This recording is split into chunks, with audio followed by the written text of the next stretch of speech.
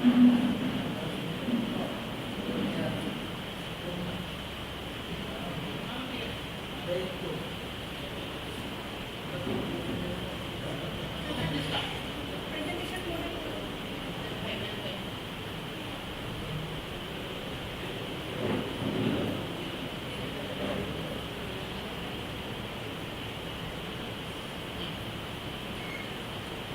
of all, good afternoon all the dignitaries. I am Dr. Ayani Nandi from Ramgarh Engineering College. My topic is the computational profit-based approach by hybrid techniques considering electric vehicles and solar uncertainty. So the basic introduction of this topic is like that. Nowadays we can see there are several solar power uncertainty, because if our weather is changing mode, at that time then our power generation also be changing mode. So it can vary the time, vary load demand. So this is a main problem of solar uncertainty. And another thing is like that, nowadays in India, the electric vehicle is emerging in growing sector. So at that time, if the vehicle is in charging mode and discharging mode, then there always will be the time variation of load variation of the international or national power grid. So there always will be the changing of the load demand, and we have to maintain our load demand for 24 hours. That means per day. So how we can handle those things, those uncertainty?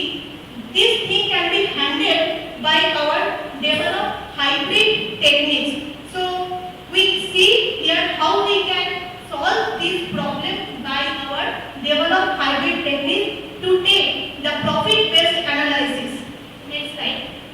Those all are the overviews. Next. So nowadays the size of the power system is growing in several sectors like agricultural sector, residential sector, industrial sector, and charging and discharging behavior of the electric vehicle and plug-in electric vehicle. So we have to consider those things to meet the time varying load demand. Next slide.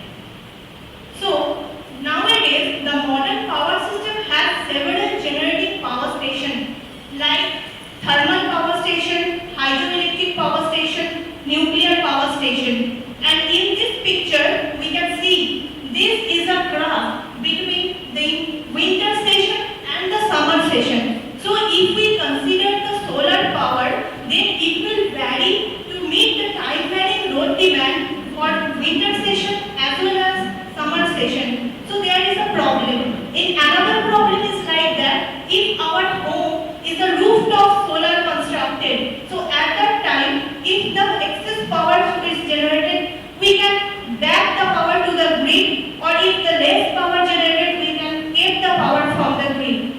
And another thing is like that, here we can see the electric vehicle which is charging through the rooftop house. So that means if charging, then from the grid we can take the power to charge the electric vehicle. But when the electric vehicle is always in charging mode, but we need to discharge the electric vehicle, then we have to give the power to the grid. So we can say there are always a different load balance, and we have to maintain the load to the grid. So it is necessary to decide which generating unit should be kept on for what hour, and for what hour a generating unit should be kept off. This intelligence decision can made by optimization technique. Next slide. So these are some literature survey of electric vehicle. Now they now exist in India. Next slide. So according to the FAME India scheme in India, that is the most of the electric vehicle, that is 30% of the vehicle should be electric vehicle within 2030. So till now those are the electric vehicle which is already running in India. Next slide. These all are the parameters of those vehicles, that is battery consumption and everything. Next slide. So here, if our generating station consists three number of generations, then it is easy to calculate the total operating cost, total power cost, and we can easily analyze the profit of the generation company. Now we can see this. Next slide. Next. Next. Okay. Okay. Now see, here we can see we have three generating units like unit 1, unit 2 and unit 3. So according three generation units, some generating unit is in on condition, some generating units is in off condition. So the on and off condition of those generating units and then the total generation cost should be minimized. So for three generating units, we can easily find out that which method is applied and total generation cost is minimized. Next slide. But what if when 10 generating is connected in parallel, then what will be happen? And then if it is an integrated mode, like 100 generator is connected in parallel, then what will be happen? How we can calculate the total operating cost? How we can minimize the total operating cost and maximize the profit? Okay, so we can see all those things. Next slide. So this thing is basically known as profit-based unit commitment. We can take each generating station, each generating unit as a unit. When this unit is in on condition, then we can say that that unit is in committed mode. That is unit commitment. Now what is the profit-based? Profit-based means when we control our production cost, that is fuel cost, is minimized by maximizing the profit of our generation unit. So how we can do this thing? The main objective of profit-based unit commitment is like that we have to maximize the profit by minimizing the total operational cost by handling all those constraints. Next slide. Here we can see the main challenging of doing this research is like that we have to maintain the losses. We know every system has some losses. Nothing is an ideal condition. So we have to calculate the losses as well as meet the time varying load demand for 24 hours means 1 day. So how we can handle? This is the number 1 challenge. Number 2 challenge is the spinning reserve. Spinning reserve means when a generator is in running condition, certain a time if fault occurs. So at the time, if all generators need have some reserve capacity to withstand with that fault condition. So this thing is known as spinning reserve. So how we can handle the spinning reserve throughout the session we have to. This is also a very challenging. Next point is every generating units. If there are n number of generators, then every generating unit should have its minimum to maximum range. There everyone have the total number of power generation from minimum to the maximum level. So we have to handle all those things. And last one is the minimum uptime and downtime. That is basically if one generator is always in running condition, then we can't shut down that generator immediately. It always takes some time to be in off condition. But when a generator is in off condition, we cannot on that generator at that time. It always takes some time to on. So this thing is known as minimum uptime and downtime. Next slide. So this is the main equation. We made the programming and simulation through MATLAB software for this research. And here we can see how we can maximize the profit. The maximization of the profit, that is equal to the revenue minus the total fuel cost. And the revenue can be calculated by this equation. Next slide. And the total fuel cost can be calculated by this equation. And this is the startup cost. And in startup cost, there are very important two parameters like hot start unit and cold start unit. That is the related with the time, the minimum uptime and downtime, which I already showed in the challenges, the last point. Next slide. Now we get into the optimization. We know there are several types of optimization technique. Optimization means we need to get a desired value by maximizing the desired factor and minimizing the undesired one. So by using this optimization technique, that is a programming, we did it in MATLAB, and through this we can maximize the profit of our generation company.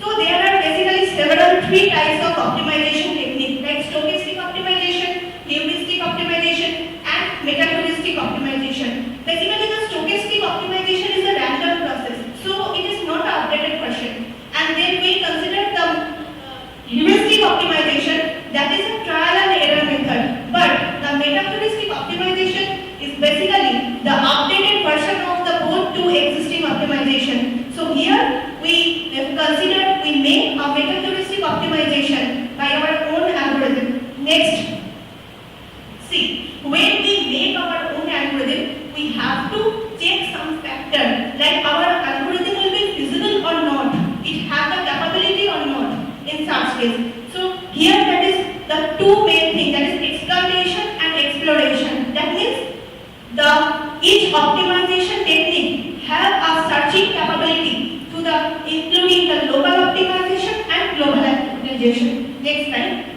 Here in this picture we can see if the optimization technique have a capability only for local optimization, then the optimization technique, if get this one as a peak point, then it will be stuck. It can't grow to the other side. But if the optimization have the capability for global search, then we can see that it has the capability and go to the actual peak value. So we have to test this thing at first. Next slide.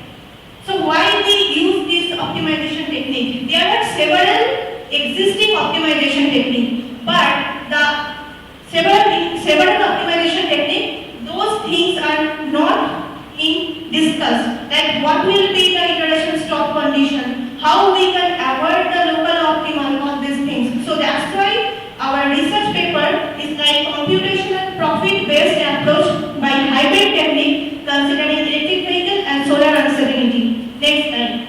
Here we can see for the local search we take chaotic optimization, and for modal global search we take Harris-Fox optimization, sine cosine algorithm, and slide mode optimization. Then we mix both optimization objective function and we make these two proposed optimization technique. Next slide. So basically, chaotic optimization have a random selection capability. That's why we take this optimization as a local search. Next slide. There are several types of chaotic optimization. That is 12 types of chaotic optimization. Next slide. Within these 12 types, we already consider only the single chaotic map. Actually, we test for all, but after testing for all, for this chaotic optimization, our value is in profitable mode. Next slide. Here, for global optimization technique, it is a Harris-Fox optimization. This Harris-Fox optimization, basically the optimization formula can be based on the attacking of the Harris-Fox and escaping pattern of the rabbit. Next. Here, those are the exploitation and exploration strategy. Next slide. And here, this is the equation. These two equations for the attacking of prey, and prey is rabbit here, and then escaping pattern of the prey. Next slide. So this is the escaping pattern of the prey. Next slide. So there will be two different things, like soft end cycle and hard end cycle. Like one soft end cycle means this rabbit is there and box is in the upper side, upper direction. Then the box have from the global region, that is soft. And hard end cycle is that when rabbit in escaping mode and Harris-Fox is come into the rabbit. So there is a local search. So we combine the equation by using these two methods. Next. And another thing is slide mold algorithm. Slide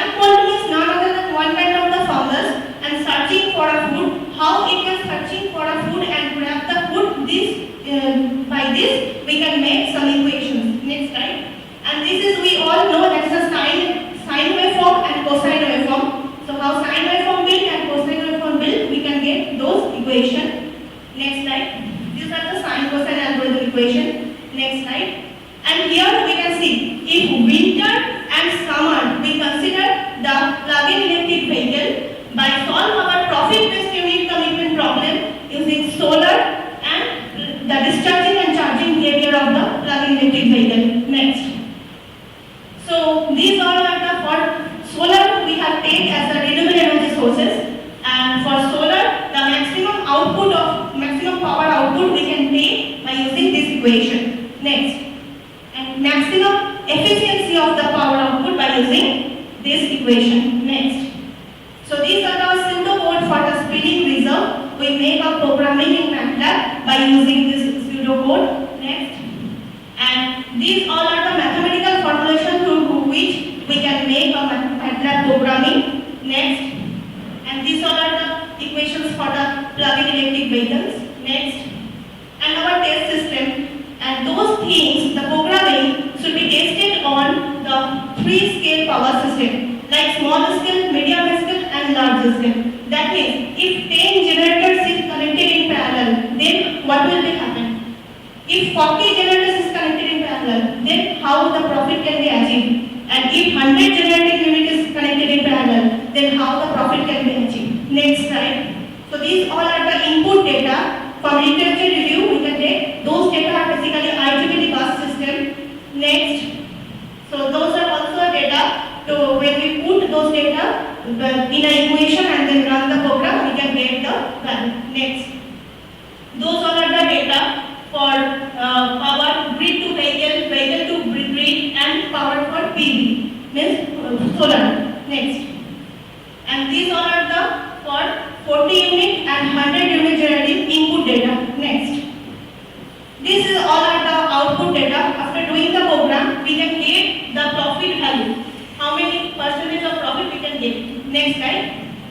Here we can get the convergence curve for our optimization technique. Next slide.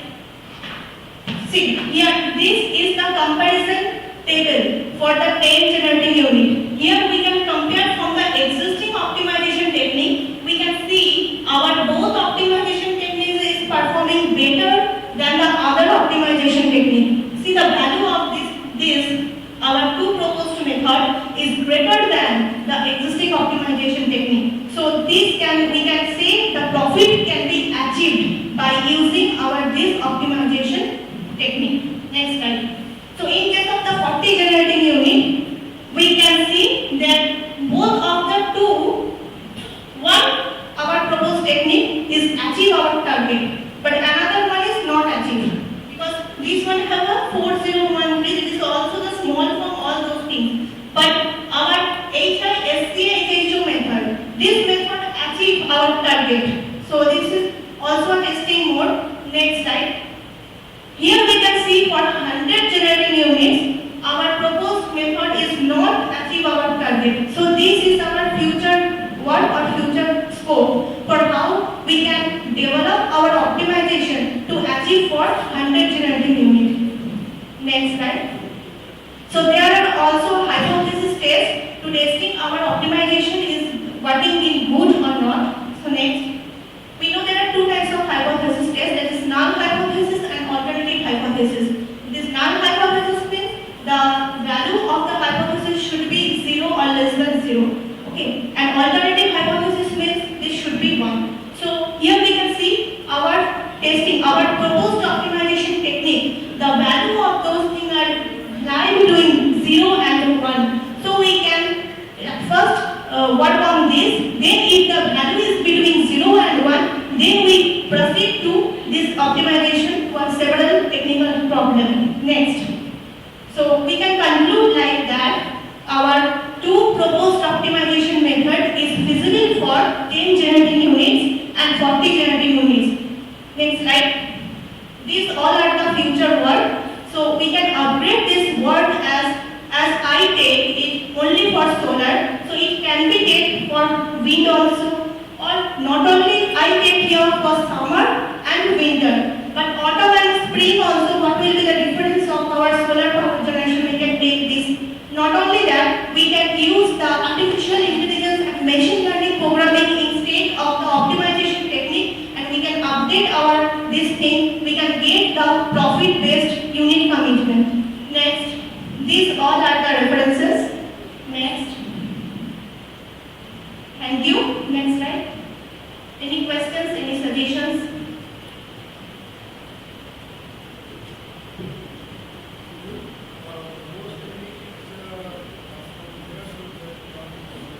Okay, at first I do the literature survey that how many types of optimization exist. When I got the literature survey, then there always a pseudo code is given in the paper. By using the pseudo code, I put the value by myself. By using the pseudo code, I put the value by myself and then testing it in MATLAB software. So after that, I saw for single optimization that is that. If I merge the optimization in global column, then that is another result. But if I merge the local and the global, then the profit can achieve.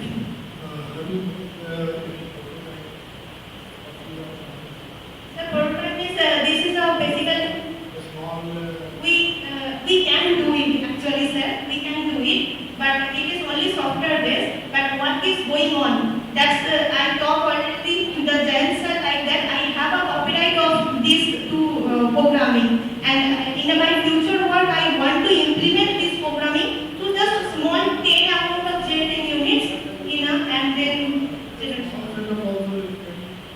Yes, for small setup also we can see that there is a household and a solar panel and an electric vehicle, and through the small generating units, the power is supplied by this generator. So it can also profit for our consumers and our local people also, because we all face the electric bill, according to the tariff. So those things will be minimized if we generate by our own generation.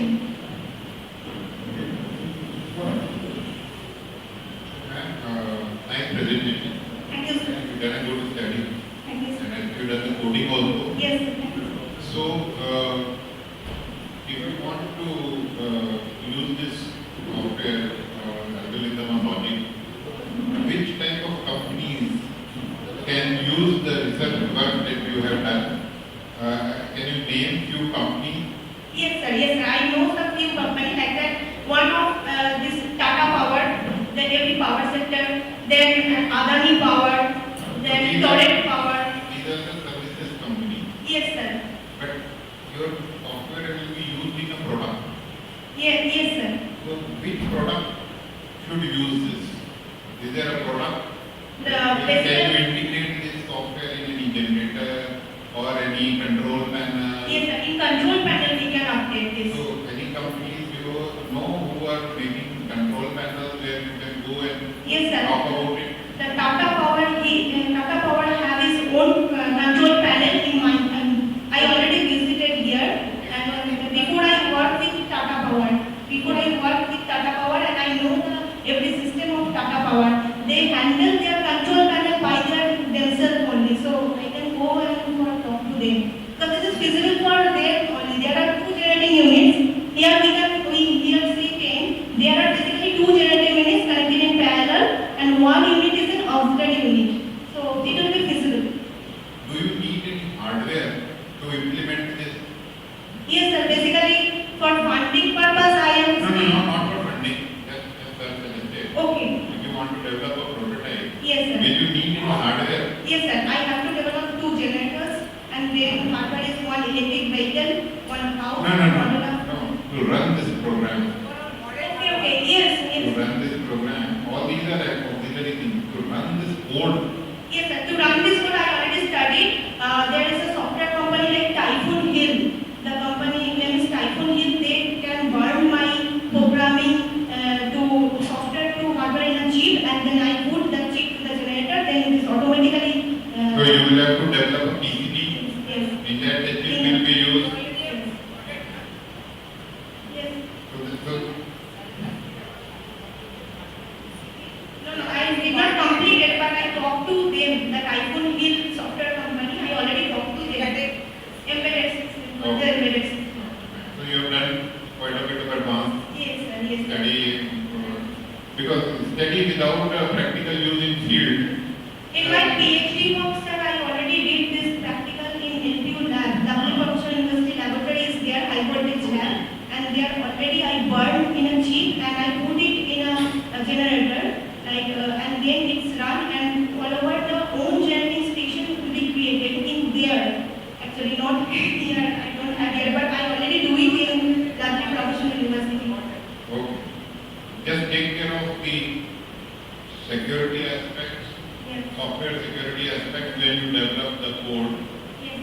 that it is not sacrificed, it is hardened at the software level also. Yes. Okay, thank Thank you. you, sir. Thank you so much for suggestion. Thank you, ma'am. My next paper is from Dr. Amit Kuttu.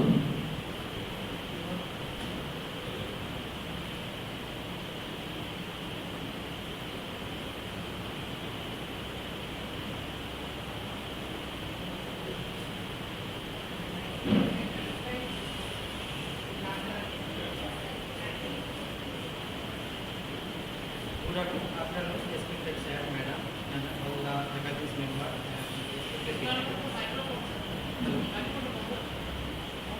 Hello. Hello. So today I want to represent the highly sensitive wireless non-invasive glucose monitoring system for analyzing the blood glucose level in the human body.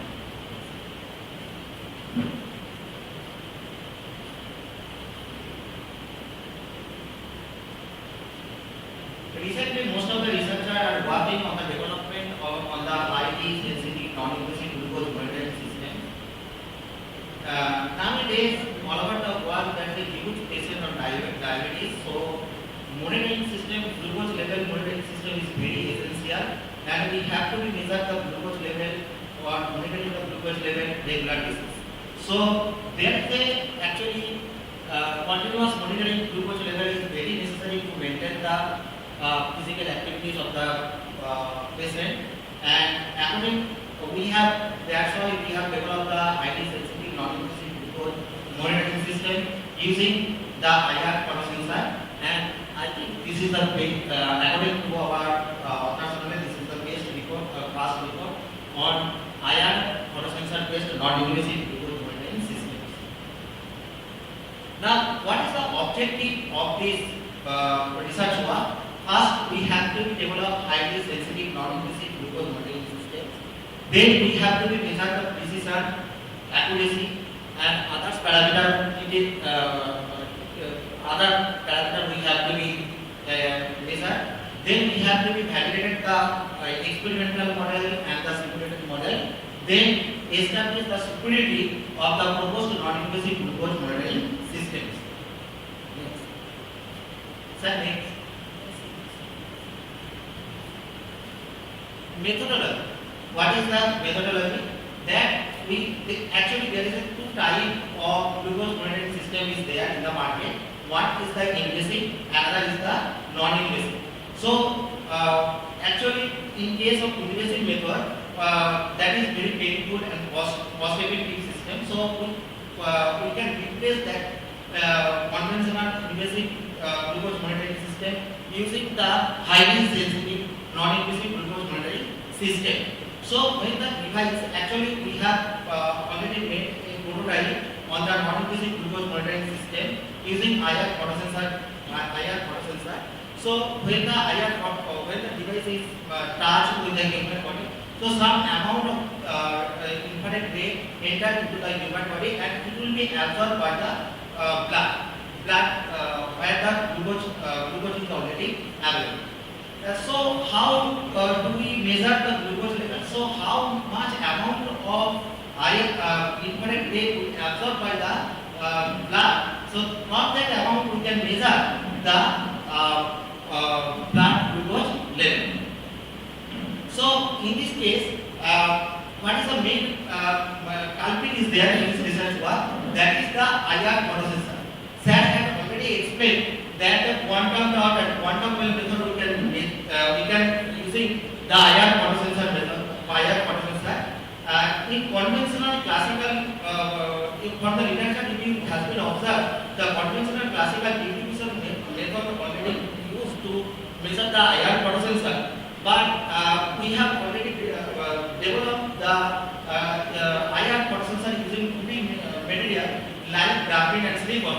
But in the case of the like graphene and silicon, there is also constant. That is the graphene value is almost 0, so absorption coefficient is very low. We have also used the multiple level of graphene there. In spite of that, there is some constant there, and that paper we have published in the ITP conduction in this year. And in spite of that constant, we can remove using the silicon graphene and another proving material, that is the hexagonal boron material, and that research work is also already going on in our laboratory. Next. So this is the proposed model, that is the non-inclusive proposed monitoring system. Next. This is actually the prototype that we have prepared in our laboratory system, and which is used to measure the glucose level physically. And next. And in this measurement, we have taken the 57 participants. Among of 57, some participants were the healthy and some participants are the unhealthy participants. And then the data we have taken, and then this data has been analyzed, and we have also performed. This analysis has been performed by developing the self-consistent mathematical model. And in this case, we have also performed the t-test, and in this case, we have observed that t-test is almost less than 0.01, which is very significant. We can use this non-inclusive glucose monitoring system for further application. Next. Result and analysis that we have already explained. The data collected from 58 participants from China. Out of 50 participants, 37 were healthy and 20 were found unhealthy participants. And then the data has been analyzed using the mathematical model, perform the t-test, and then we have analyzed the specificity, accuracy, and precision, and that was relatively high. But I think this data is not enough to make a prototype device, so we have to collect more data from the hospital. We will collect that. Next. So this is the conclusion. So our main aim to improve the efficiency of the non-inclusive glucose monitoring system, which can be used to measure the blood glucose level with highly sensitive. Next. So this is the reference, and thank you. So you have performed Yes. and how much difference you got?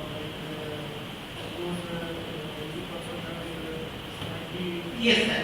That we have already taken the two method data we have collected. One is the invasive method, another is the non-invasive method. And that method said actually sometimes we get the very close to the layer of the original data, but sometimes the difference is very high. So we want that is plus minus 10% is there. Plus minus 10% from the Original. AccuCheck. Yes. AccuCheck itself says that it has 15% deviation. Sir, 10% will be sometimes it is 10%, 15%, and sometimes it is also 20%. But we have measured the average ratio. In that case, the data is very small, but we have to be correct. Can you apply some AI tools or? Yeah, yes, sir. Our also aim is there to develop that part. We have also taken some interesting data for the graphene or from application from modern country. So if we are able to get that integrated device IR processor, so I want to replace that normal conventional processor device by the graphene, which is integrated by the silicon and graphene, only graphene. It has to be improved. Yes, sir. Thank you. Any other question?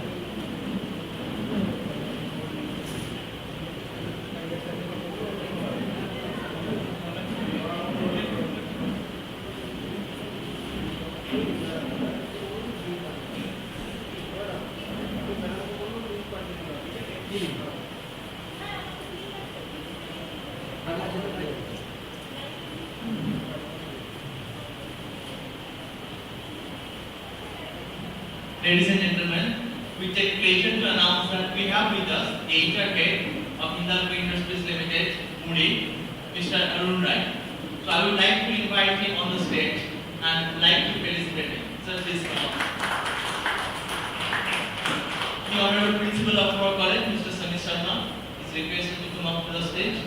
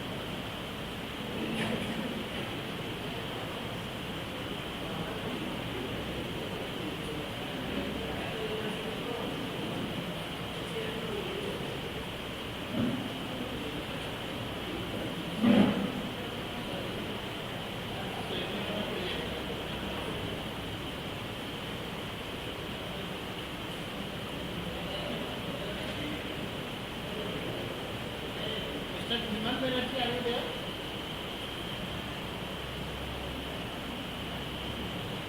Mr. Dhiman Banerjee.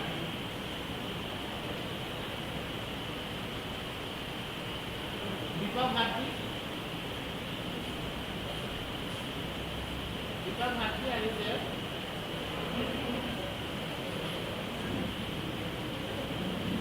Please start the presentation now.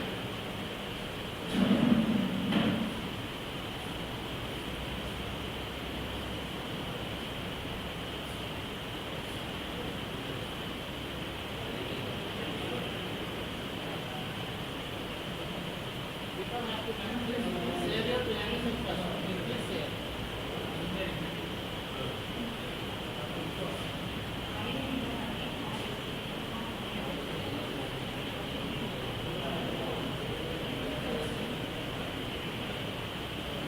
Please come closer to your microphone now. We are unable to hear you. You are totally not audible to us.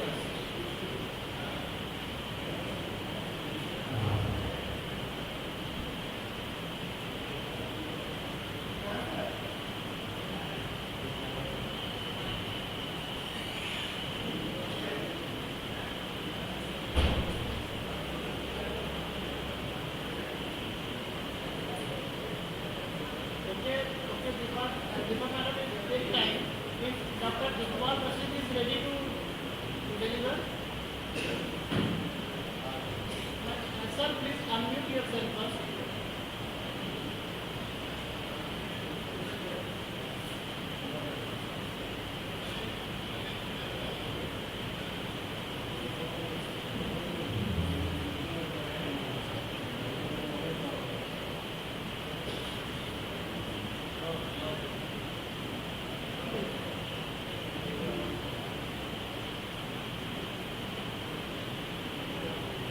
Deepak madam, please wait.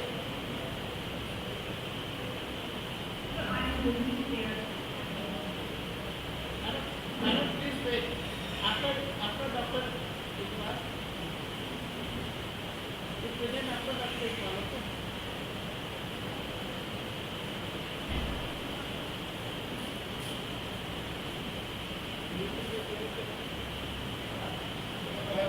Please close your Deepak madam, please close your presentation.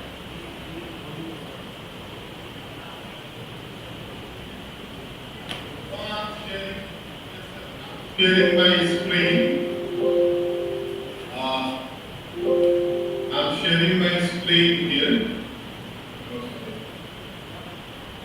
Screen. Why it is not showing?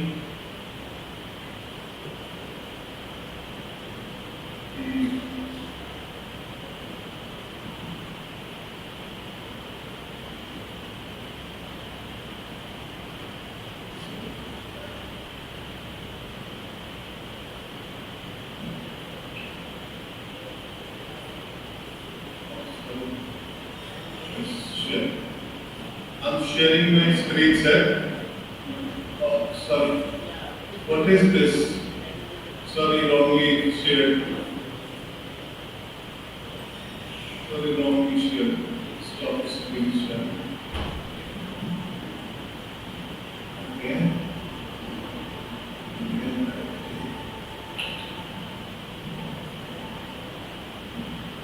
So I think associate no shape it is not opening. Why it is not coming? Why it is not coming? Oh, sorry. No. I think. So I'm trying to share, sir. Can I start? Shall I start? Yes. I think there is a technical glitch. So I'm just sharing, sir. Okay, I'm sharing. This is Professor. Yeah, this is Professor Dr. Iqbal Sheikh. Professor and Head, RTC Institute of Technology. My topic is prediction of emotion of a human being at any point of time through show sensor. In this paper, I discuss about abstract, introduction, proposed work, algorithm used for show sensor, results analysis, conclusion, and finally I discuss about the reference. So there are so many sensors in our smartphones like gyroscopes which provide orientation detail and direction like up, down or left right. So it can tell us how much a smartphone has been rotated and in which direction. Magnetometer is also there, recognized as the compass, GPS for location.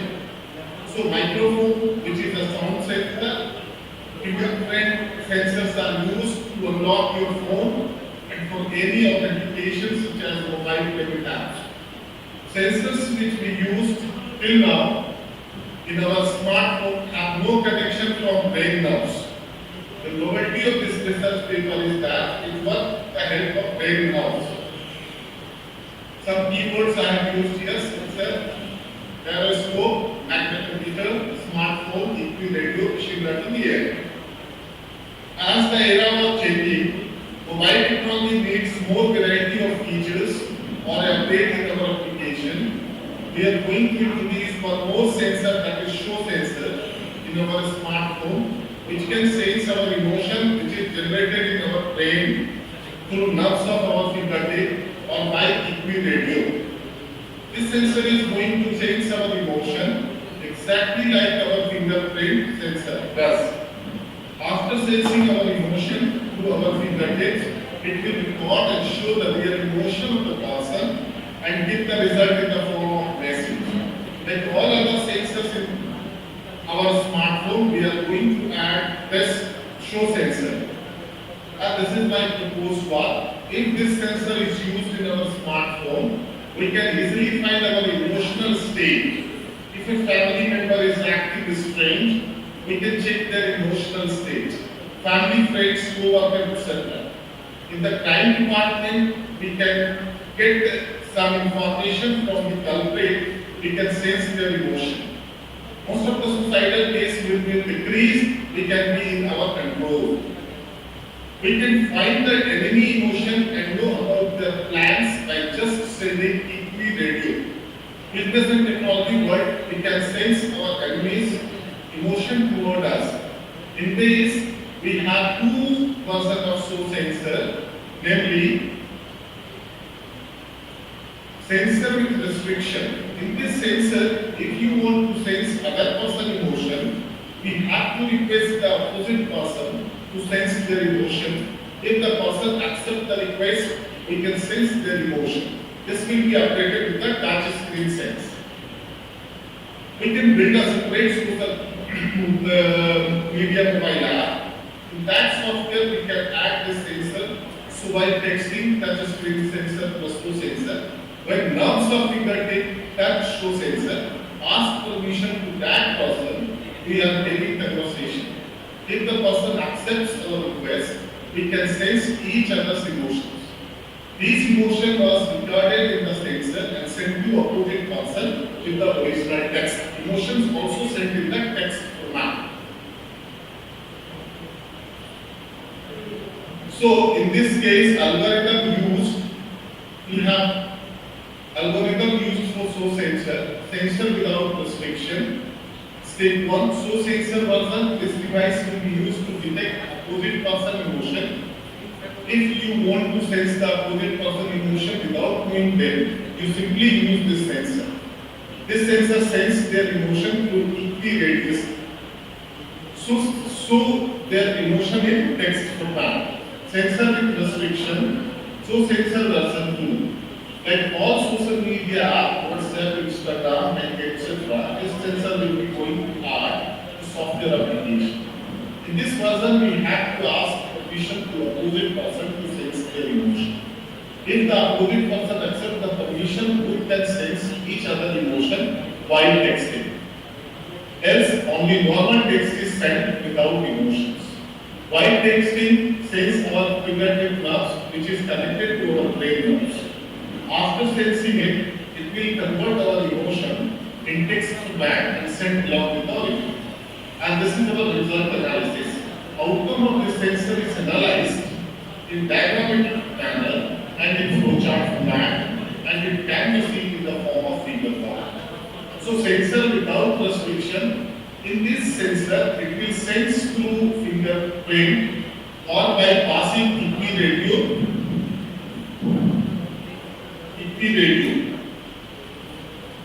Cmaes radio is nothing, it is developed by researchers at MIT's Computer Science and Artificial Intelligence Lab and can detect human emotions using wireless signals.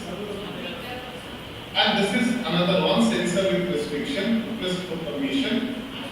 We are sending the request for the other person. So request accepted, sense the emotion. So we can sense like that.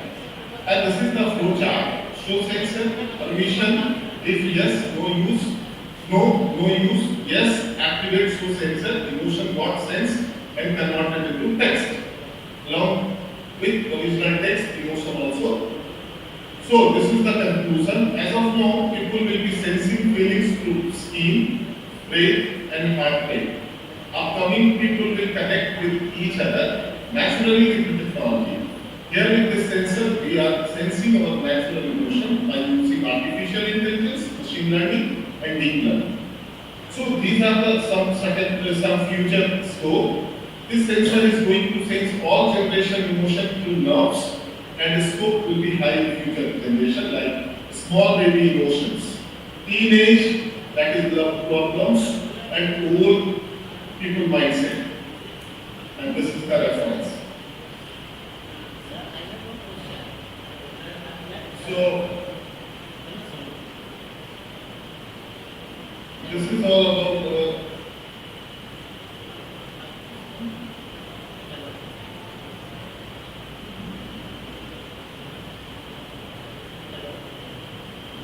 so just again I am trying to share this.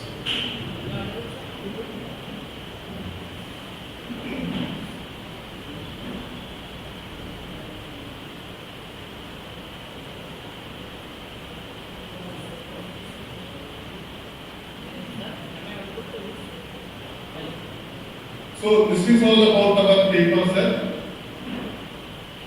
I think some technical glitches are there.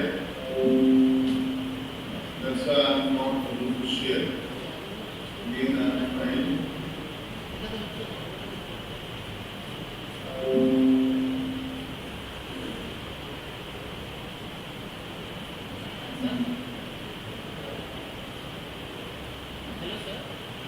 Yes. Yes, tell me, sir, tell me.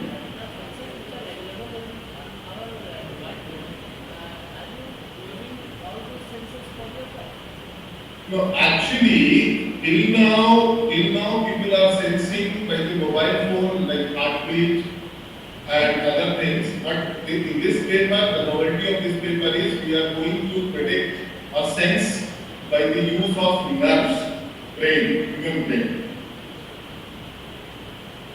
Till now, that is not happening.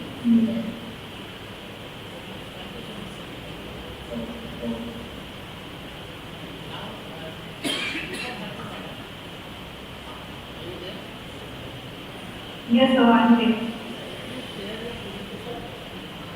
Yes, sir.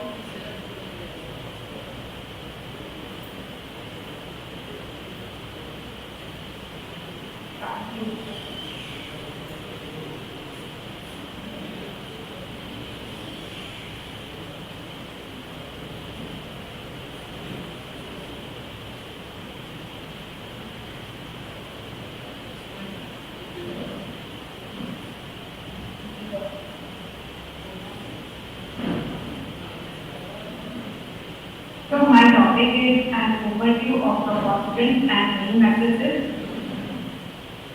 And this is the outline of the presentation. And the origin of the constant matrix is given by Selfridge in 1950.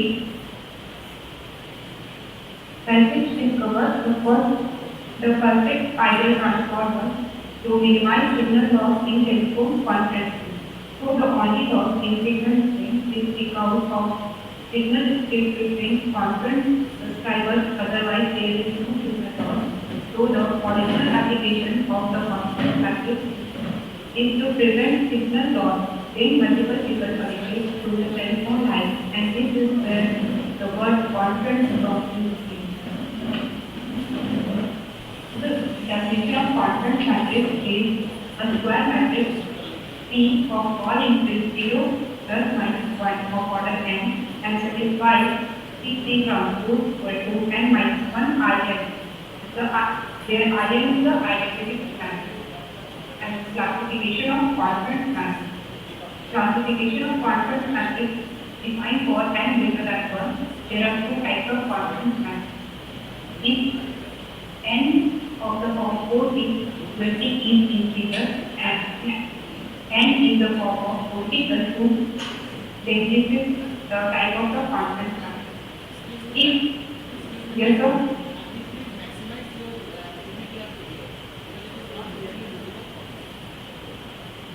Okay, so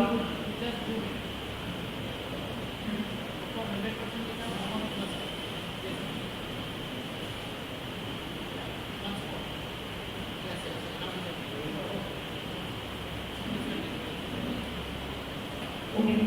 If n equal to 40, then this will have it is a symmetric conference matrix, and if n equal to 40 plus 2, then it is symmetric matrix. So this is known form of conference matrix.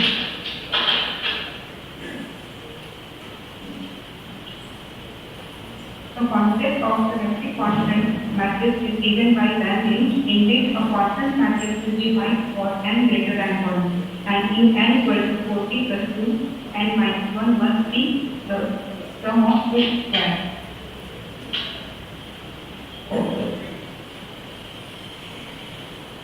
Properties, here are the properties of conference matrix for 40 plus 2. N minus 1, where n is order of the conference matrix, must be the sum of two squares. If there is conference matrix of any order, then there is a symmetric conference matrix of the same order with zero diagonals. The two forms are equivalent as one can be summed from the other by interchanging rows or multiplying rows and column by minus 1. And if P inverse equal to n T transpose, then it is called normalized conference matrices. That means and stability is as applied the home conference matrices based on their thickness. These are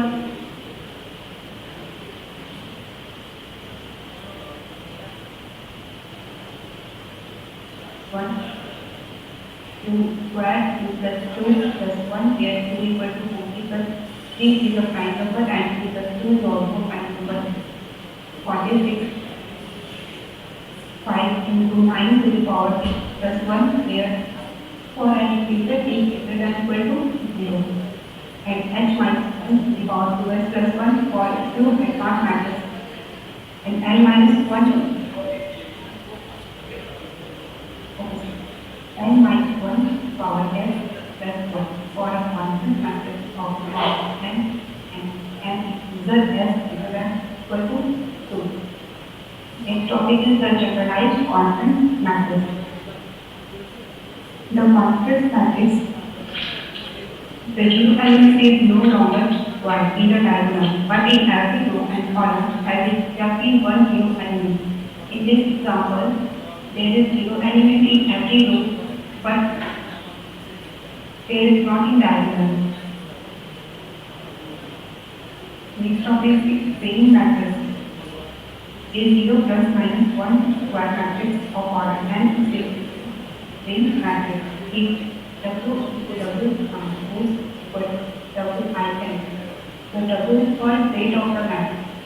If W equal to n is the same matrix, it is the Hermann matrix, and if n minus 1 is the same matrix, the conference matrix. There are two conjectures First row,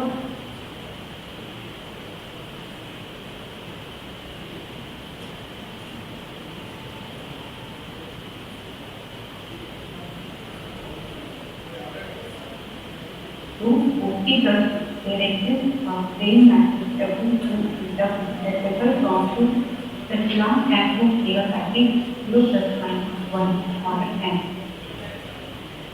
Next cyclic matrix. The cyclic matrix are square matrix changing as the subsequent row is closed by the right cycle step to every in the preceding row except the final case, which is shifted before negating sign the subsequent row. You can see in this example, first row is P, Q, R, S, T.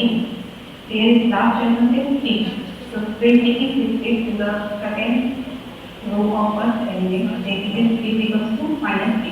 Similarly, in next case, S is the last element, and when it comes in third row, it becomes minus.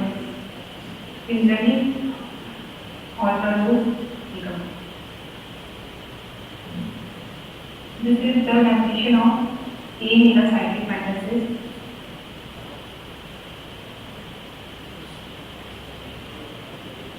E1, E2, E3 and E2 are four major cyclic matrices of same weight E, such that E1 transpose plus E2 transpose plus E3 transpose plus E4 transpose equal to 3IN. Take the matrix E1 and E2 forms from the combination of E1 and E3 and E2 and E4 respectively. Are the cyclic matrices of weight A.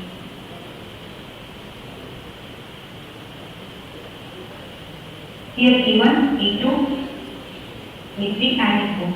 This satisfies this condition and rate of all matrices are 9.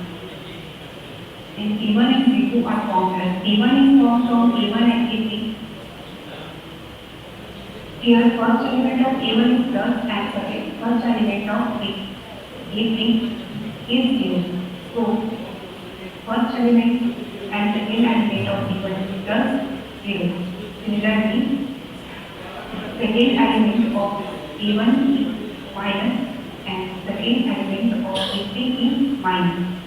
So, third and fourth element of E1 is minus and minus. Similarly, V1 is formed. All elements of V1 is formed. Similarly, in V2 is formed from combination of E2 and E4. Here, first element of A2 is plus and first element of A4 is 0. So, first and second element of A2 is plus and 0. Similarly, all elements are formed. Merging of matrices. We see V1 transpose plus V2 transpose equal to 9. First row of V1 is 2 plus 0 minus 2 0 plus. First row of V2 is this. The first row of the data cyclic matrix W20 times is obtained by the piecewise merging of the first row of matrix V1 and V2. That is, this matrix plus 0 0 minus this first row of a matrix is formed from first row of V1 and first row of V2. Here first element of V1 is plus and first element of V2 is plus.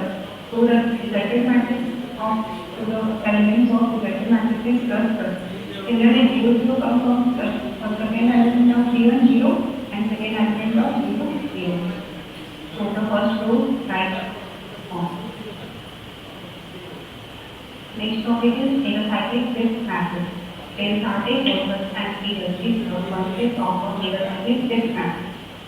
A cyclic shift matrix is a square matrix of order n whose elements Pij are defined as follows. Pi plus 1 equal to 1 for I equal to 0 to n minus 2. Pn is 1, 0 equal to minus 1, Pi is equal to 0. Otherwise, a matrix of the form summation Ai, where Ai is the constitutive coefficient is called cyclic. This is the example of cyclic shift matrix.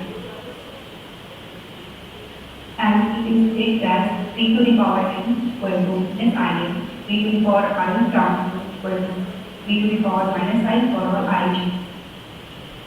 Next topic is A hemocytic matters. If A1, A2, A3 are A legocytic matters list of order n are said to A suitable legocytic matters if A1, A1 transpose, A2, A2 transpose plus dot of A2, AK, AK transpose equal to W. When it is transpose and W is rate of the matrix. So let's find the and this is correct answer. Sir, I have question. Madam, Yes, sir. I have one question. Yes, sir. Can you go to first slide? In first time. Okay. So can you tell me about the application of this paper? Application of this paper is in coding here it's a cryptography like this. But you didn't mention just that. If you don't mind, I just feeling you are teaching mathematics. So actually this is the overview of from article. Okay, ma'am.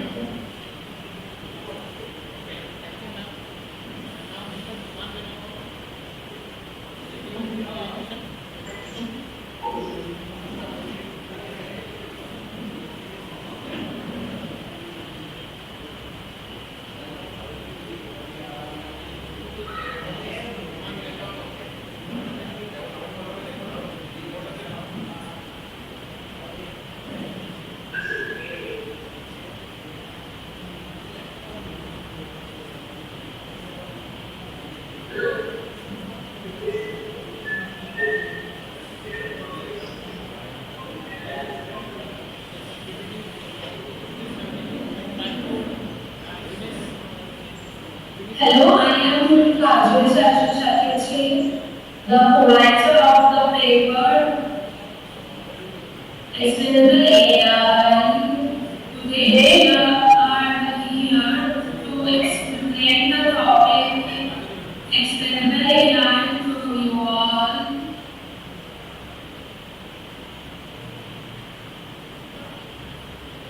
So this is our list of contents and all the topics we will go through today. So we all have to understand the point to each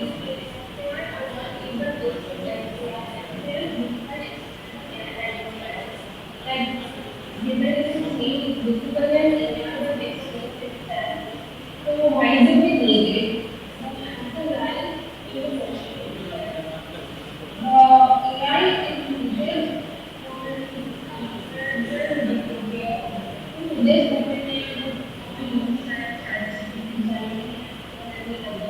with all our black boxes. Black boxes mean that when you give an input, the AI generates an output without showing you any method how it happens. This might be a difficult job for answer people to understand the working of AI even some. So the scope of this paper is to explore the different AI and its principles and applications. The title is significant and its ethical considerations and output research. Our objective today is mainly to cover the explainable AI and its understandable human mind in the user field of AI. So back to the need of AI, let us say that the consistency and ability is included in AI. So in any AI that we use today, these AIs are not transparent. We give our inputs and the AI generates the answer without showing us how it reaches the conclusion. This is a huge problem if we are building an AI based on its trust on the user. So to make the users of the AI more on its AI, we should build an explainable AI that has regulatory frameworks and emphasizes significant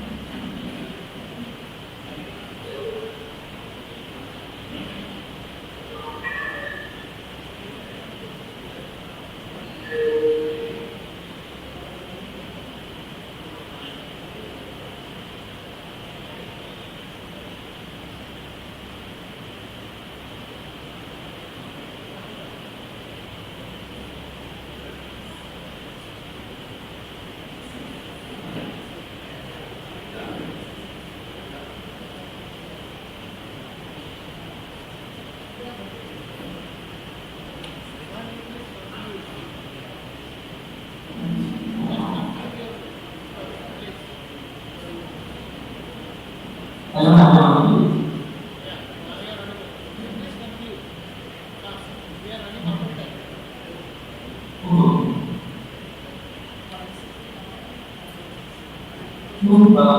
additional credits in 1991 include various degrees for related inspiration in the company, including teaching and modeling approach. This holds the importance of inspiration will be enhanced the effectivity of a automotive.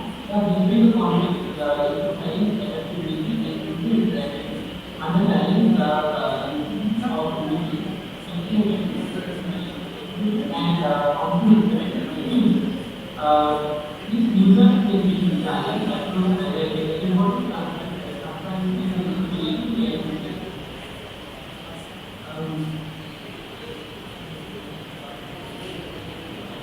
Community inspiration of daily life is the human growth of technology and technology is the office of a in learning knowledge review of a education and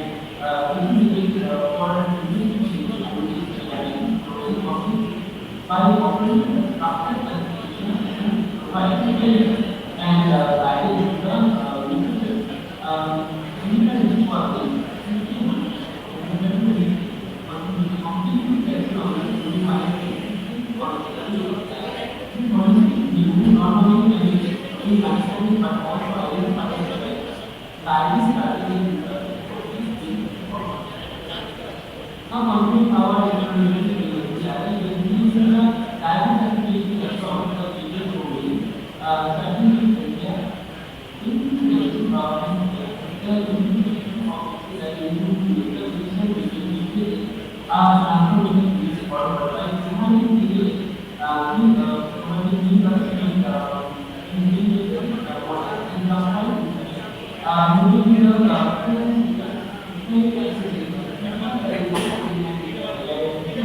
moving and usually complete in the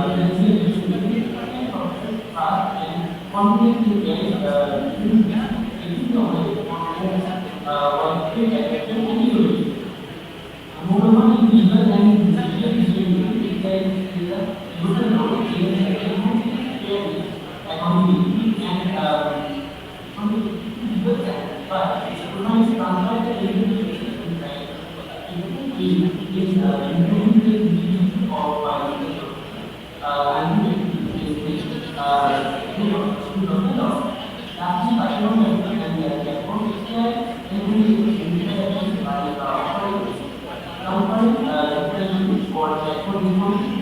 of not only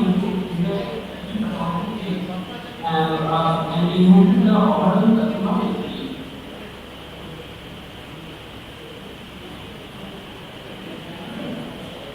Now let's talk about the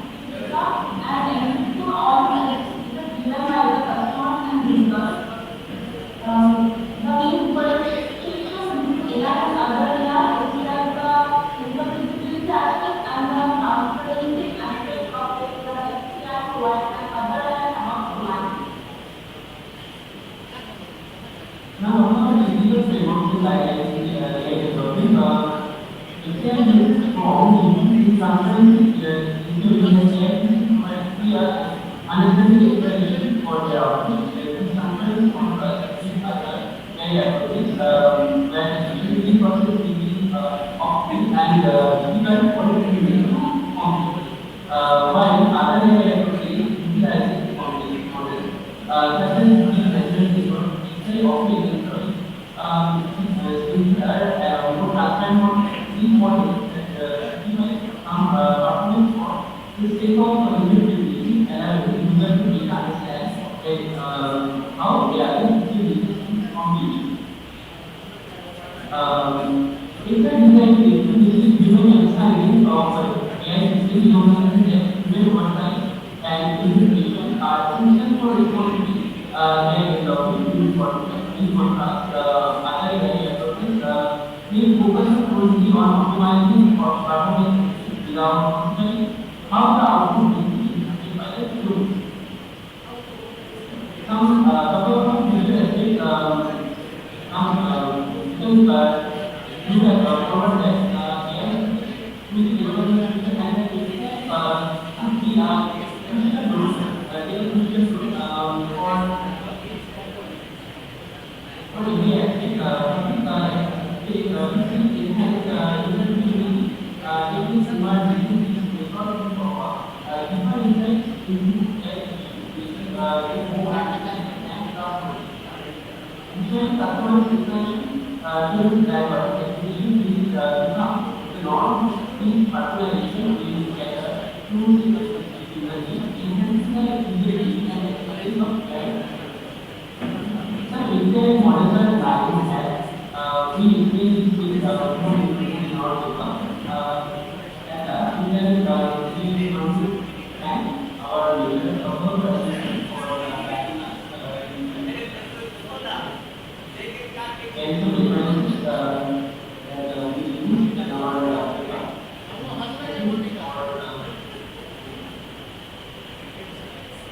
If any question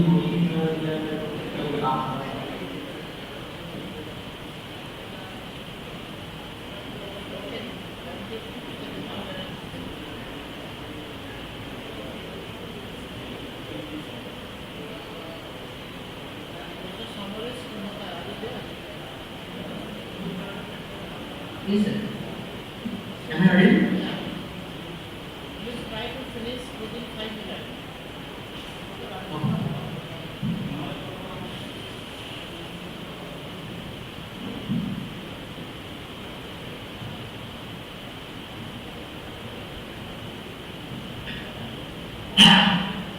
Good afternoon, everyone. I am Thomas Mobile, and I am discussing about the topic numerical computation of partial fractional focal question using reducibility. Here's my outline. So, fractional calculus is a given as the derivation of specific calculus as it contains non-integer order derivatives. So, differential equation which involves fractional calculus is called fractional differential equations. Fractional differential equations is used in various fields like physics, computer theory, pattern processing, and population dynamics. In our work, we have extended the idea to get the approximate solution, approximate analytic solutions of fractional differential equations when the uncertainty behavior includes in the real number. To limit the uncertainty, the idea of IG is the fractional differential equations was first introduced by Agarwal in the year 2012. After that, this concept was implemented by many authors to solve fractional differential equations by using various mathematical methods like homotopy analysis method, homotopy analysis transform method, distributed power representation. In the year 1989, Fokker and Planck first introduced Fokker-Planck equation to describe the Brownian motion of particles. The nonlinear Fokker-Planck equation has been used in various fields of engineering science such as neuroscience, electronics, population dynamics, plasma physics, etc. Here we have discussed the IG fractional Fokker-Planck equation by means of homotopy analysis transform. with injector, which is a collaboration of popular homotopy analysis method and integral transform injector. Here we use the optical fractional derivative, and there is a definition of it, and there is also a definition of injector transformation. Here we use the fuzzy number in the form of a ordered pair, which is an lower bound and upper bound fuzzy, and also the pi function is defined here. So first we discuss the basic idea of homotopy analysis transform method with Aj transformation. First consider a nonlinear fractional differential equation in the form 3.1. Here Aj is the linear operator and Aj is the nonlinear operator, and G J, T is a continuous function. So first we apply Aj transformation on both sides and after simplification get the equation 3.2. According to the homotopy analysis method, we have to define a nonlinear operator in the form 3.3. Here V is the auxiliary parameter and J is a real world function. So the zero order differential equation is defined in 3.4. Here the solution depends on the function J. As B equals to 0, then J fuzzy is equals to the initial solution W0, and when B equals to 1, J fuzzy converted to the solution W0. So as J and B varies from 0 to 1, then the solution J changes to the initial case to the actual solution. So after we use Taylor's expression on J, so we can get the solution in the form of a series in 3.6. Now, using the equation 3.4 in the previous slide, you can get the k-order deformation equation. And after applying the inverse Aj transformation on the k-order deformation equation, to get the solution 3.9.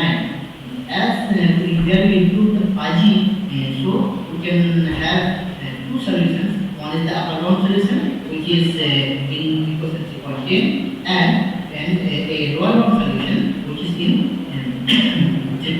Which is the equation 3.11. So we now discuss the validation of this model, validation of this method by some examples. So first, example 1, here we consider time fractional fuzzy coefficient equation 4.1. Here alpha is the fractional order difference, and here initial condition and the exact solution is given, which is taken from the existing literature. After applying the homotopy analysis method using Aj transformation, we get this series of lower bound solutions, and here is the upper bound solutions. And to validate these solutions, we have found some graphical representations. Here is the three-dimensional surface graph of the exact solutions, exact lower and upper bound solution, and approximate lower and upper bound solutions. Here is the error curve. From the error curve, we can get the error curve means the difference between the exact solution and our object, the approximate solutions. So from the error curve, we can see that the error is very much low. It tends to 0. So we can say that our approximate solution is very much close to the exact solution. According to the homotopy analysis method, the convergency of the method strongly depends on a convergency control parameter H hat. When the H hat curve is parallel to the x-axis, then the method is conform. From this figure, you can see that the acceptable range for A minus 2 to 0.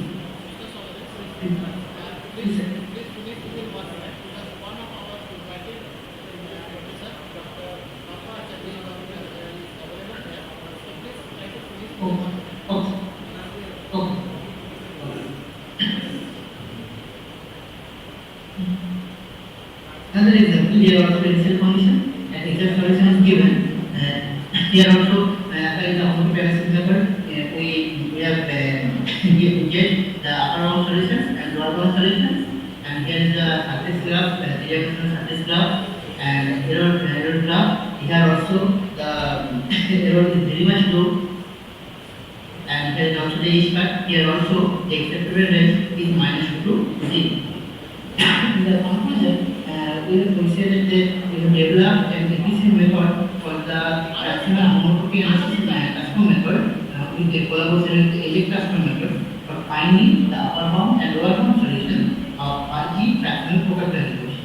So, fuzzy differential equation is one of the growing topics in the present field of research, where we have found an attractive combination of fuzziness with the fractional differential equations. To test the factoredness or accuracy of the mode method, we have presented various graphs, and from the absolute graph, we have shown that there is a very small difference between the exact solution and the approximate solution. So, from the whole discussion, we can conclude that the homotopy analysis transform method with eject transformation is a powerful and efficient method in finding the approximate solution of many fractional highly fractional differential equations. So here is references. Thank you. Thank you so much. And I'd like to inform the whole joining that bracket talk is going to be delivered by Dr. Ramnath.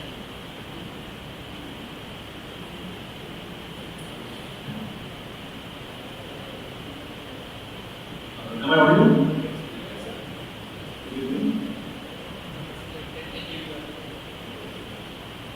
A brief introduction of Dr. Bapacharji.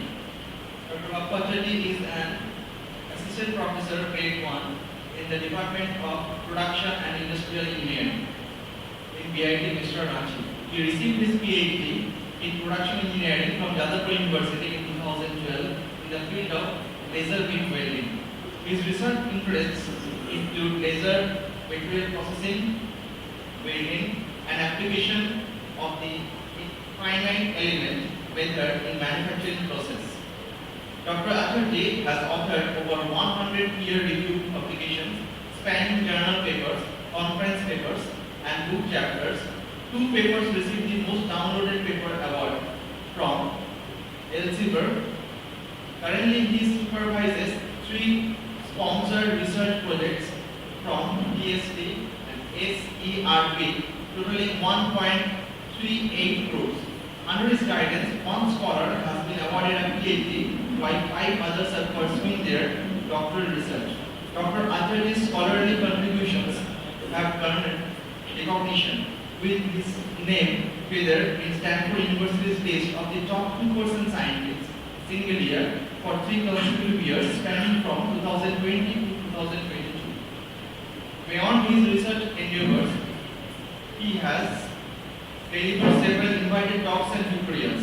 According to him, he actively contributes to the scholarly community of reviewing papers, journals, and conferences. So, this is a biography of Dr. Bapacharjee. Now it's to Dr. Bapacharjee. Thank you, sir, for your nice introduction. So, how much time do I have? So, I will break it into 25 minutes for my presentation and the last 5 minutes for any discussion and questions. So, I am sharing my slides.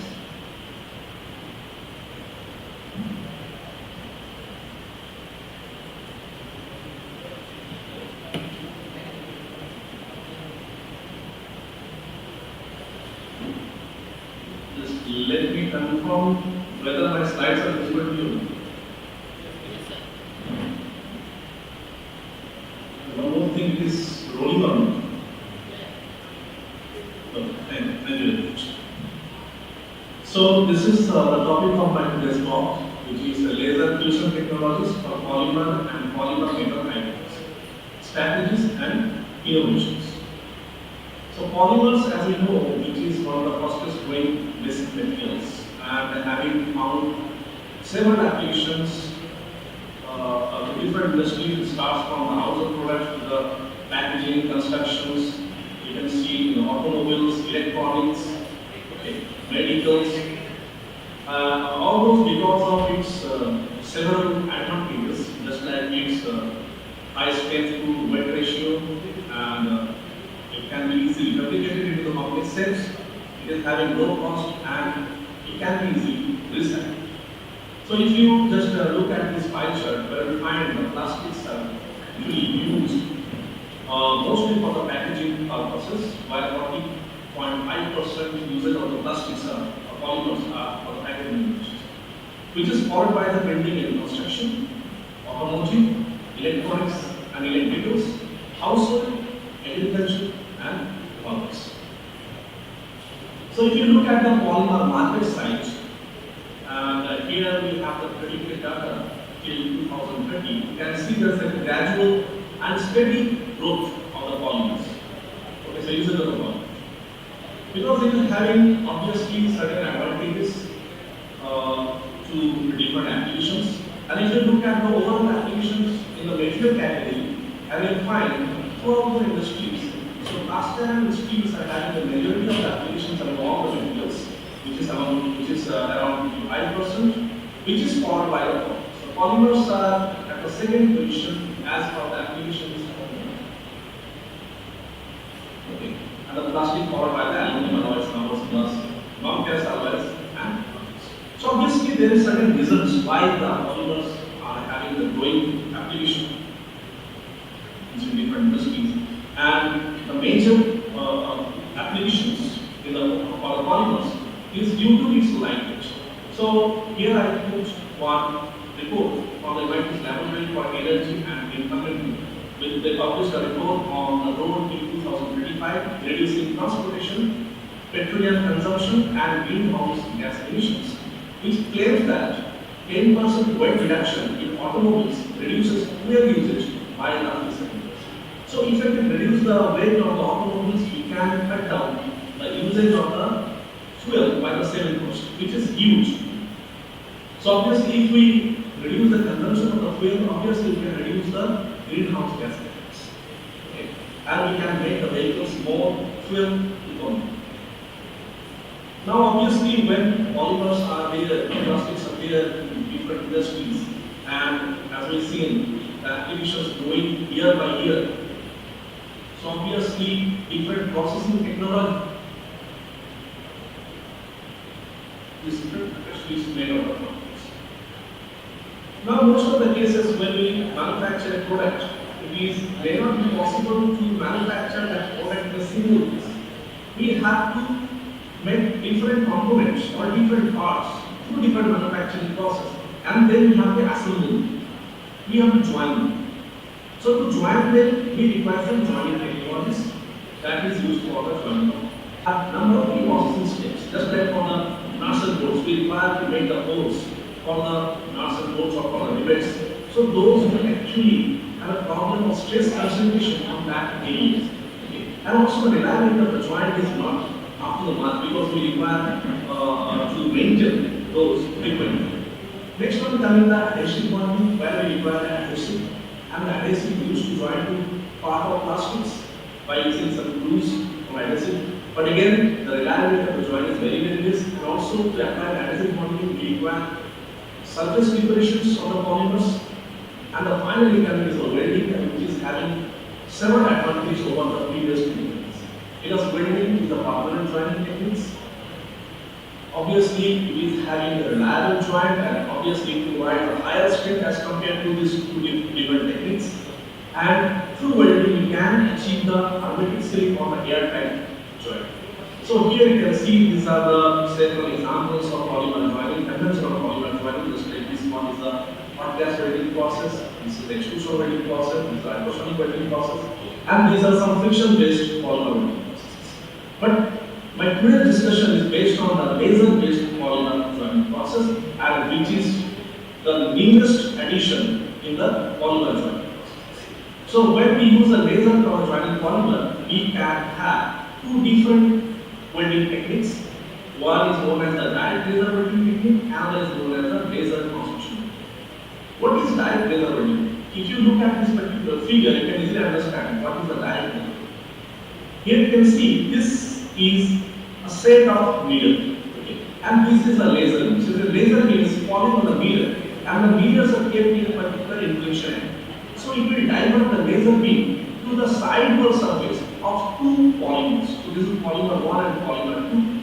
So the laser beam is directed toward the vertical surfaces of these two polymers. So what will happen? The laser is what? Laser is the source of it. So the laser beam is getting absorbed by these two polymers. And obviously when the laser beam is absorbed in the polymer, what will happen? The temperature of the polymer is going to be increased.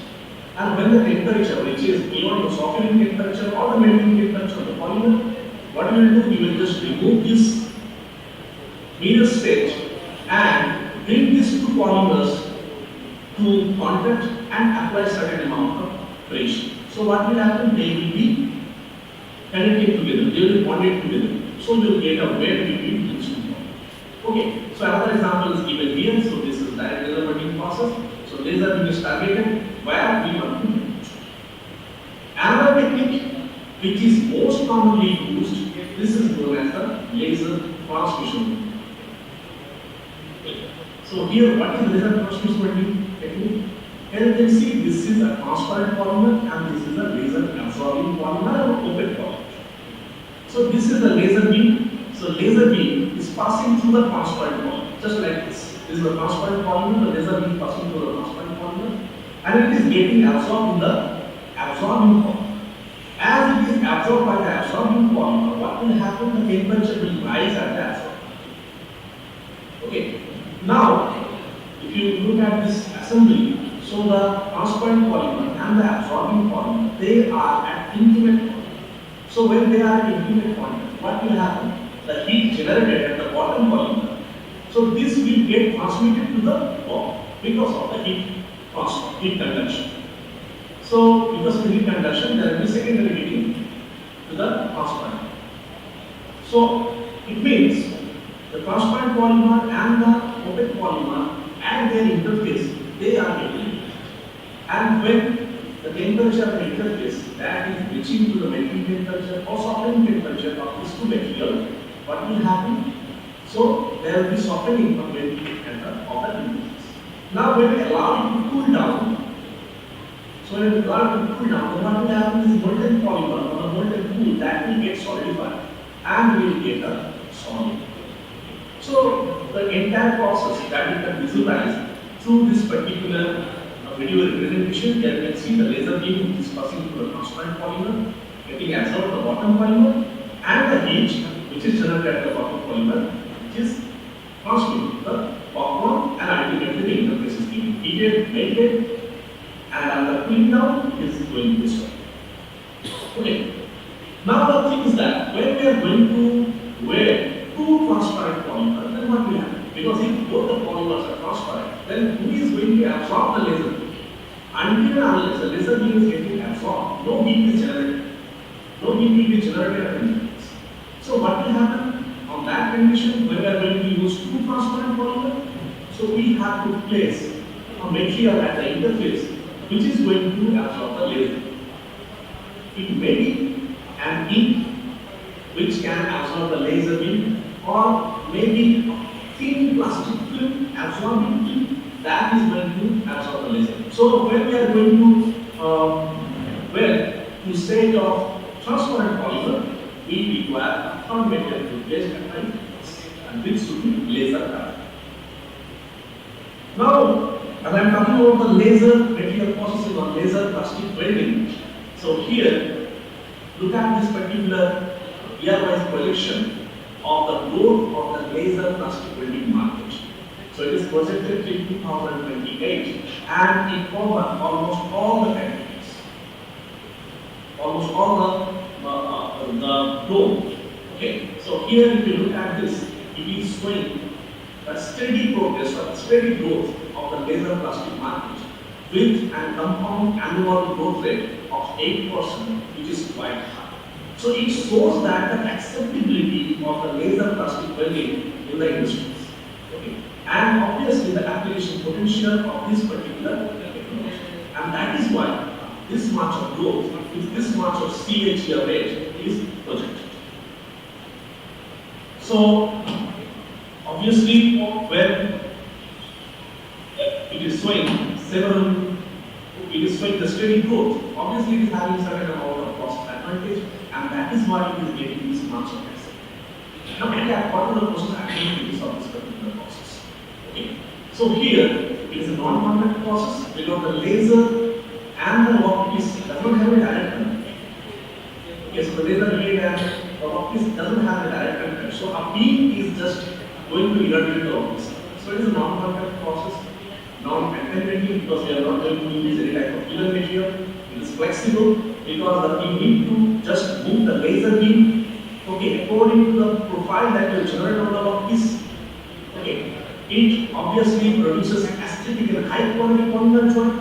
Why it is producing aesthetic joint? Just look at this configuration. The weight sinks produces at the interface. Okay, it means at the joining interface, but it is not doing anything, any detrimental weight on the external surfaces of the part. So here and here it does not have any impact adversely. Whatever it is doing, whatever the melting or solidification is happening, which is entrapped between these two parts. So thereby, the joint that we are going to get, that will be aesthetically perfect. So neither the development of particulates or producing any flash, just like Anderson welding process, because of the Anderson vibration, the particulates and the flashes are produced, but in laser there is no mechanical vibration. So that is why no particulate flashes are produced. As the laser beam is directed in localized position, so there will be a localized heat affecting zone and thereby there will be low thermal and mechanical stresses. It is also capable of airtight hermetic sealing and it can produce a 3D welding. It has other advantages just like high collection rates, changeover, reproducibility, low to wear, less delivery cost, and high integration capability and the operation. Now we need to know what are the basic requirements of the process. What do we require? What are the first requirements to achieve this particular process to a satisfactory? So here, as I pointed out that there should be two plastic parts and they should have two different optical properties. It means the top part should be transparent and the bottom part should be laser absorbing. So one polymer part should be laser absorbing, then only the heating and melting will be. But where both the plastic parts are transparent, a laser absorbing third material must be placed at the heat generation area between the joints. Another thing, there should be sufficient contact between these two materials because we are relying on the thermal, we are relying on the contact conduction, heat conduction. So there should be sufficient amount of conduction that should take place, and to that we require sufficient contact between the materials. Both the plastic materials should be chemically compatible and they should not have high melting rate for materials. So these are the process requirements. Now, what are the different types of lasers that we can use for this particular? So whatever the tools, so whatever the laser that we are going to use, that depends only on the wavelength of the working zone. It means the laser transmission welding process. So here if you look at these wavelengths, so these are the different polymers in their natural structure. Okay. So if you look at these polymers and their absorbing strength, so you'll find from 500 to almost 1100 nanometer range, the polymers having very less absorption. So it is around maximum around 10%. It means if I use a laser that is working in this wavelength, then those can be used for the laser transmission. Because we want that the laser should pass through the top polymer and it should be absorbed in the bottom polymer. Now the bottom polymer naturally is transparent. Then how can we make it laser absorbing? We can make it laser absorbing by blending this polymer with some laser absorbing additives, just like other things. Okay. So in this wavelength range, this is Indian diode and fiber lasers are working. They are working in 0.8 to 1.1 micrometer range, it means 800 to 1100 nanometer range. So it means those lasers can be used for laser transmission welding process. Another laser, this is also used, which is COP laser, but those are not used for the transmission welding because their wavelength is 10.6 micrometer. So here, this is beyond this. So if you go beyond this, here you can see the absorption spectrum. So the absorption is almost more than 90%. Okay, so those can be used only for the thin metals. Now coming to the process strategies. Okay, evaluations. The first one is the contour welding. So in contour welding, what happens? This is the laser beam. This laser beam moves around a predefined contour to make a weld contour of dead list. Okay, and this process is very simple, flexible, easily can be. So how can we have the contour welding process? So this is a laser beam, single beam. So either we have to move this laser beam by putting this on a rotating arm or a canting chain. Okay, to move it following this profile, or keep this laser beam fixed and put the workpiece on the CNC table and to move the workpiece as a CNC. It means there should be a melting motion between the laser beam and the workpiece, and this motion should follow a predefined path to have a control. Now this is another type of application strategy which is known as a simultaneous move.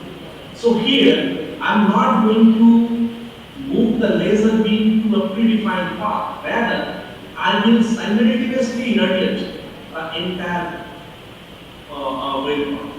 So here you can see we arrange number of lasers and they will irradiate simultaneously. And this simultaneous irradiation will actually irradiate the entire wave surface or entire wave length. So here we don't require any type of irradiation motion between the laser beam and the workpiece. So now obviously it is very difficult to arrange all these laser modules in such a way that it will irradiate the entire wave length. So now commercially there are availability of number of beam stepping diffractive optical elements. Okay, so this optical element, just like this one is one example. So this is a laser beam. Okay, and here we are using a EOE element. Okay, so beam stepping diffractive optical element. So this diffractive element, this will convert this concentrated laser beam into an annular laser beam. You can see this will become an annular laser beam.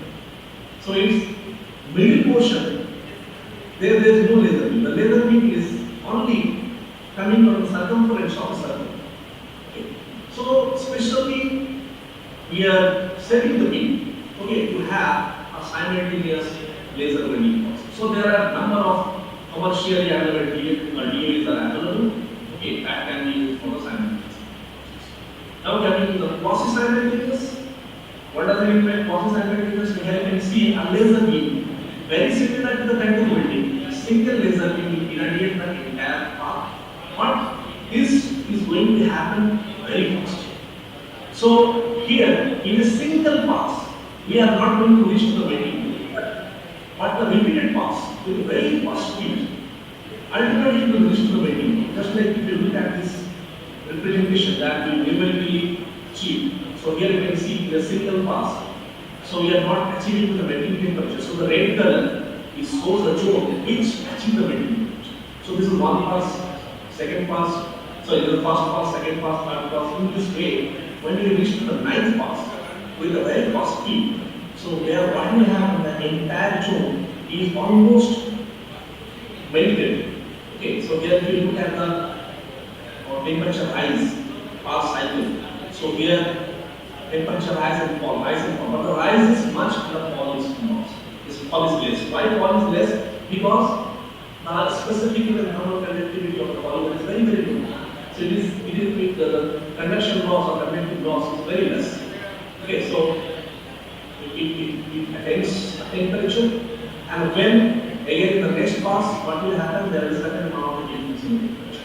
So in this way, we reach to melting temperature, and that is why it is known as quasi-simultaneous. Quasi-simultaneous is almost simultaneous. So you can see the entire beam almost simultaneously Now another technique is a mask welding. So here you can see you put a mask. Okay, suppose you are going to have an intricate shape of weld profile. So it is very easy to put a mask.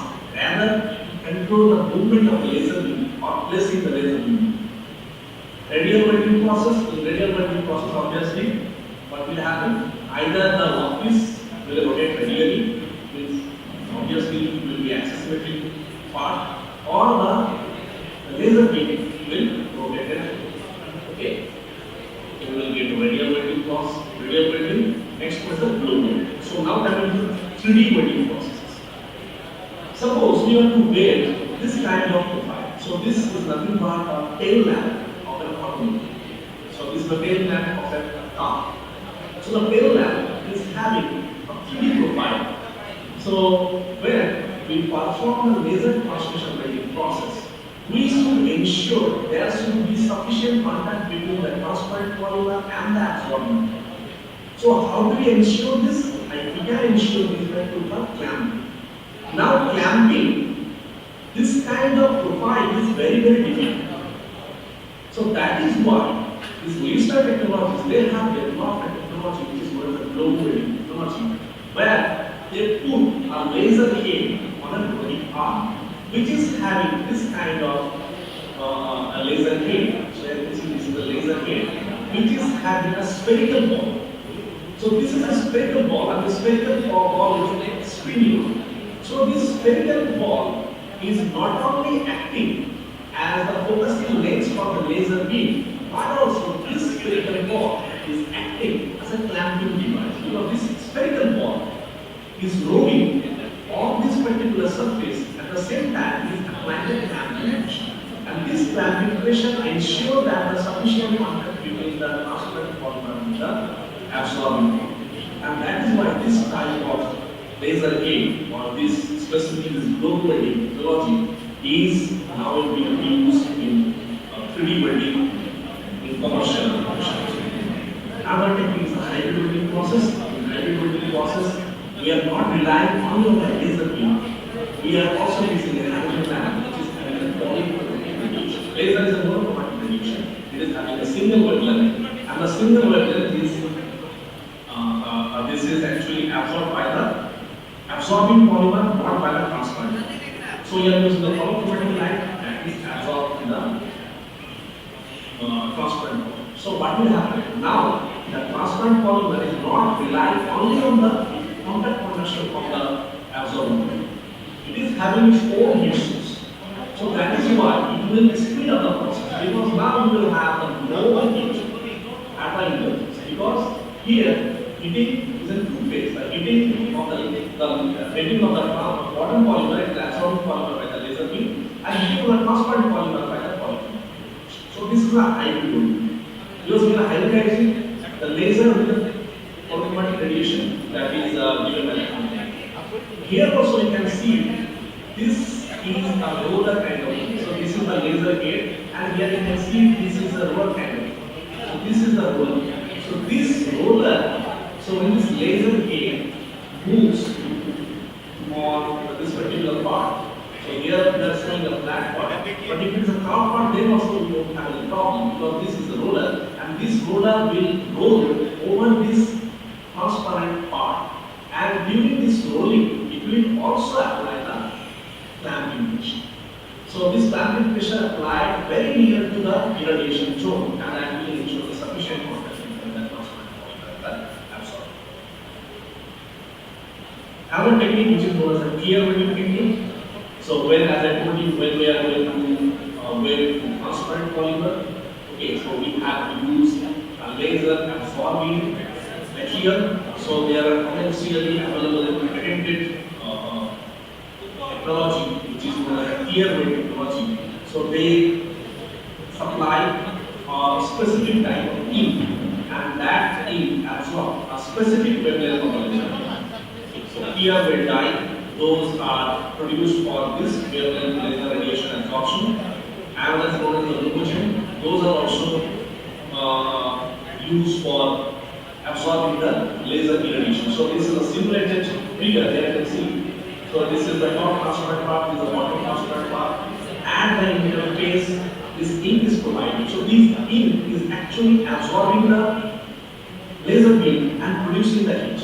And that heat is going to made by the interface, and ultimately after cooling or solidifying, you can get the function.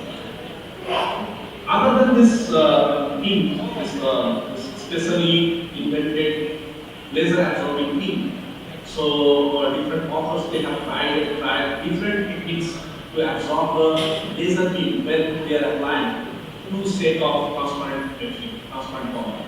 So they place a medium wire. So you can see the medium wire is becoming the absorbing medium and producing the heat. Another study that I have done through, which is there is gold nanoparticles. Okay, so these gold nanoparticles are absorbing the laser beam and producing the heat at the end. So in this way also, two transparent polymer can be welded. But the problem associated with this type of optics is that when I am going to weld to transparent polymer, my specific objective will be to have 100% transparency. So if I put metal wire like this for gold nanoparticles, so obviously we have to compromise with the transparency of the transparent polymers, and that is why these are not much preferred. Rather, this welding technique is preferred for the transparent polymers. Now, in quick succession, we are going to discuss about the laser assisted metal polymer welding. So the laser is not only used for the welding of two sets of polymers, but it is also applied for welding polymer in the metal. So here you can see there are two set of possibilities to weld the metal with the polymer. Here you can see the polymer can be placed over the metal. When we are placing the polymer over the metal, then the polymer is having very high transparency. So what will happen? The laser will pass through the polymer, hit the metal, and obviously metal is not going to melt. Okay, only the polymer is going to melt because the metal will be heated, and this heat will be conducted to the polymer as the polymer is having very low melting temperature as compared to metal. So polymer is going to be melted. Okay, so when the polymer is melted, so this polymer start flowing like fluids, and they will get entrapped within the cracks, voids, okay, any type of pores, those are available on the metal surface, and make a mechanical angle, and thereby there will be a joining between the polymer and metal. But if the polymer does not have that much of transparency, then what we do? Then we have to place the metal on the top and the polymer on the top, and then we directly heat the metal. And when we heat the metal, obviously the heat will be transmitted to the polymer, and then the polymer will get melted, and the same thing will happen. Okay, so this is the process mechanism. What will happen when the laser will irradiate the metal surface? So what will happen? The metal is heated, but the plastic is going to melt. And as the plastic is going to melt, obviously there will be different kind of bubbles that will form. And this bubble will expand. When the bubble will expand, so it will apply pressure to the surrounding fluid. So when they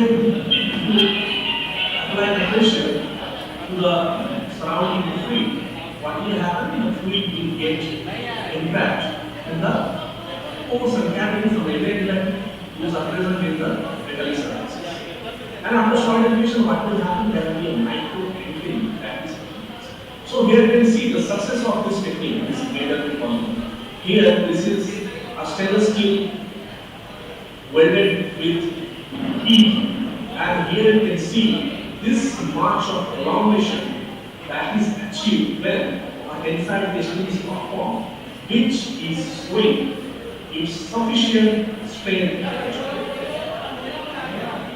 You can see this is the applications of the laser joint between the metal and polymers. There you can see this is the package of this automobile tube. Okay, so which is done, so what we do, which is done by using laser joint techniques. And this polymer to metal is a laser metal to polymer welding. It is not only limited to the metal only. The polymer is welded with the ceramics, glass, wood composites, which is silicon nitride, and this is the polyethylene therapeutic or PET. So PET is welded with ceramic, Okay, by using laser technology and the phenomena, like I can say this technique or the mechanism is almost similar. So same thing, what is happening? The polymer is going to create not the ceramics, because ceramics are having very high material. Those are not going. So the polymer is going to melt, and these molten polymers are going to be trapped within the pores, cavities, cracks. Those are present in the ceramic surface, and which will make a bond between the polymer and the ceramic. So this is an application of LSCP, laser assisted ceramic to polymer fusion bonding. Okay. Here you can see this is another example. This is the polymer to glass welding. So this last year testing of the titanium coated glass with the polymer that is performed. So here after tensile what is seen that this is a glass. Here you can see certain portion of the glass is this is actually peeled off from the glass substrate. It means there is sufficient amount of polymer present between the glass and the polymer. There will be this type of peeling stage. Here you can see this is the polymer residue that is present on the glass substrate. It means obviously there is sufficient amount of bonding present between this polymer and the glass, and that is why this polymer residue is present on this. Another study which is presented the polymer blending with the wood composite. Okay, so polymer here the technique is very same. The polymer is going to be melted at the interface, and that molten polymer getting trapped in the wood fiber surface and washing polymer. Now to increase the bonding strength, one secondary step that is already invented, which is known as the laser-induced fusion technology. This is nothing but creating intentionally creating some sort of pores or cavities or scratches or patterns, grooves that will actually enhance the bonding between the plastic and metal. If you look at this, what is the process relevant to the metal? The metal surface is laser irradiated to have some type of patterning, okay, microstructures which is made of a metal surface. And then metal and polymers are linked together, and then obviously the laser fusion technologies are taking place. So metal is getting heated, and the heat is transmitted to the polymer. Polymer is melted, and the molten polymer is between the cavity and the intentionally created, and that increases the strength of the polymer. Now here you can see these are the different applications. So you can find the applications almost in every sector, starting from the medical sector, that is a drug delivery system, electronics, sensor housing, microtechnology, textile, and these are some commercial applications in the oil sector. Also the airline assembly. Here you can see some battery doorstep car, which is assembled using this laser process technology, automobile part assembly, and here you can see these are some of the polymer manufacturing devices sent in the. So, where we have the research prospects for these technologies, we can explore for the new process-friendly laser system, material combinations, and application strategies. These are very many different polymers and polymer composites, particularly for these similar combinations. Pre-welding surface treatment processes suitable for laser and scattering of incompatible polymers can be researched, development or augmentation of this different material scattering for power arrangement.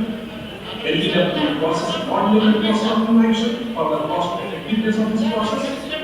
Fabrication of material structures using the polymer and different materials.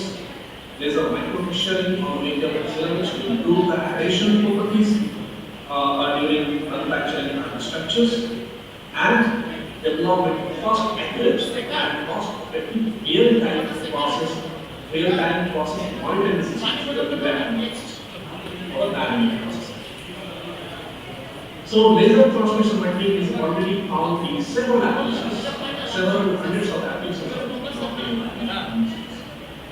But the scope for the newer applications are limited only by the laser cross-sectional specifications and the human work. Okay? So thank you for your patience listening. If you have any questions and queries, I will be happy to answer. Yes. Yes, I can hear that. Laser welding in metal to metal and laser welding in polymer to metal, in which condition would be better, like shear and resistance? Metal to metal laser welding or polymer to metal? Okay. So obviously metal and polymer, they have their own mechanical properties. The metals are much stronger than the polymers in tensile and shear. So when we have a laser bonded two pieces of metals, they will obviously perform better in terms of tensile and shear as compared to the polymer metal.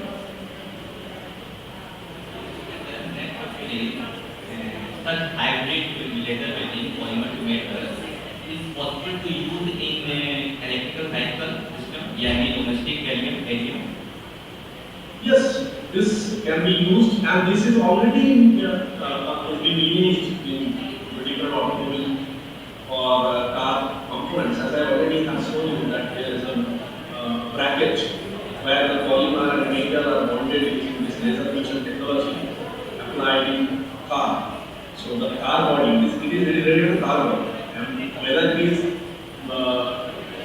fuel driven, with the hydrocarbon is fuel driven or electrical driven. So this is only the driving and the transmission, but the car body, so it is almost uniform, whether it is a fossil fuel driven or it is a battery driven. So obviously it can be used, and it is already being used, and researchers already trying to introduce much more applications.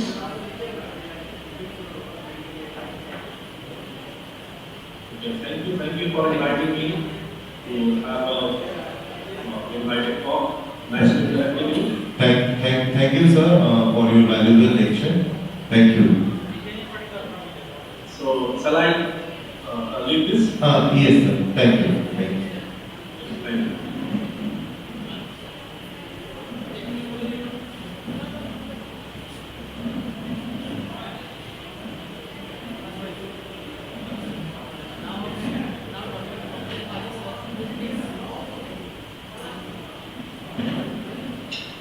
Yeah, I'm ready. So before that, let me introduce Dr. Mohammed Majid has been working in Winoha University as an assistant professor since 2011. He is actively engaged in research and theoretical computer science and discrete mathematics. He successfully completed a major research project in mathematics sponsored by CSIR India and supervised by many researchers for their PhD. Expertise in discrete mathematics, dark theory, and combinatorics. Author of 3 books, more than 6 chapters in books, and more than 40 research articles in SCI and Scopus Index journals. Now it's over to you, sir. Okay, thank you. So let me share my presentation.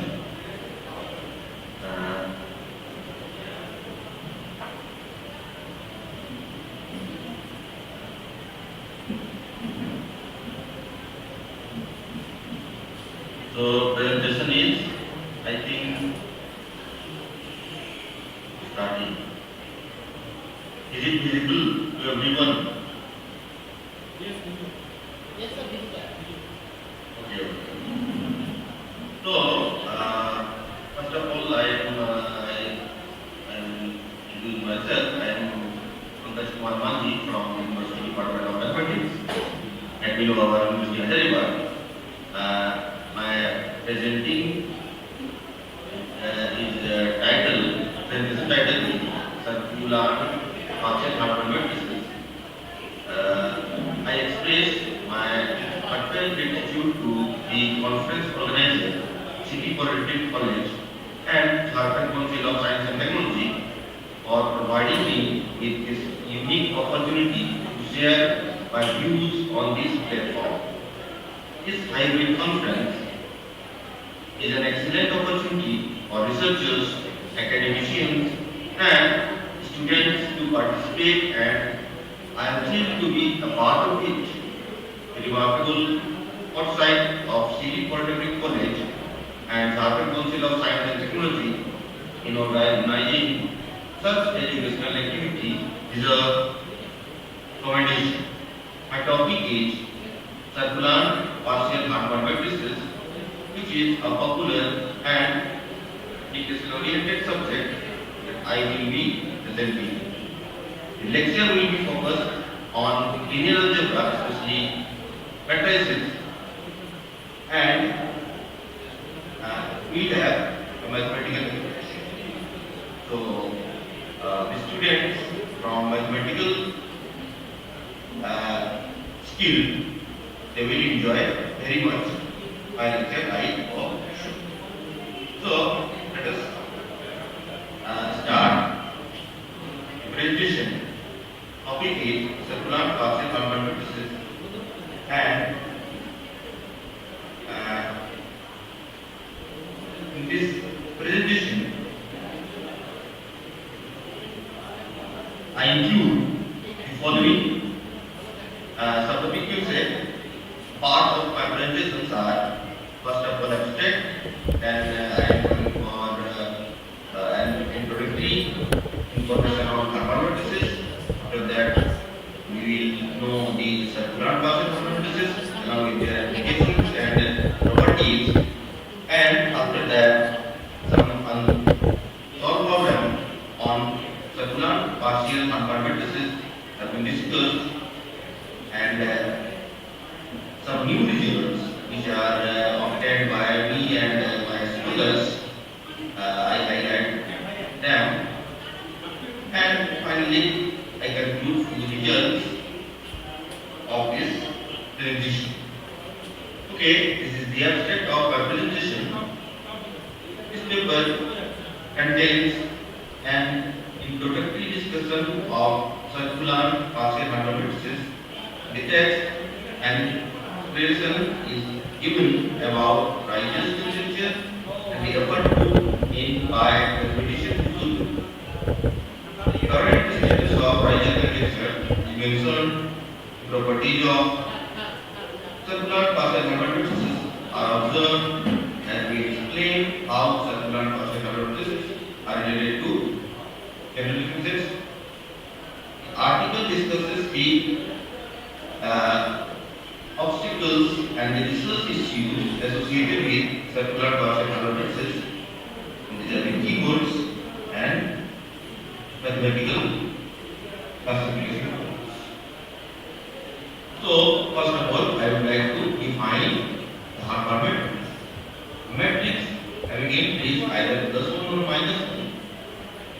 Each for the harmonic matrix, if it is a square matrix of order n, it is property that if we multiply x with its transpose, then it will become n times the identity matrix I. First example was given by Sylvester in 1867, and he showed that whenever h is harmonic matrix, and so it is block matrix given by h minus h.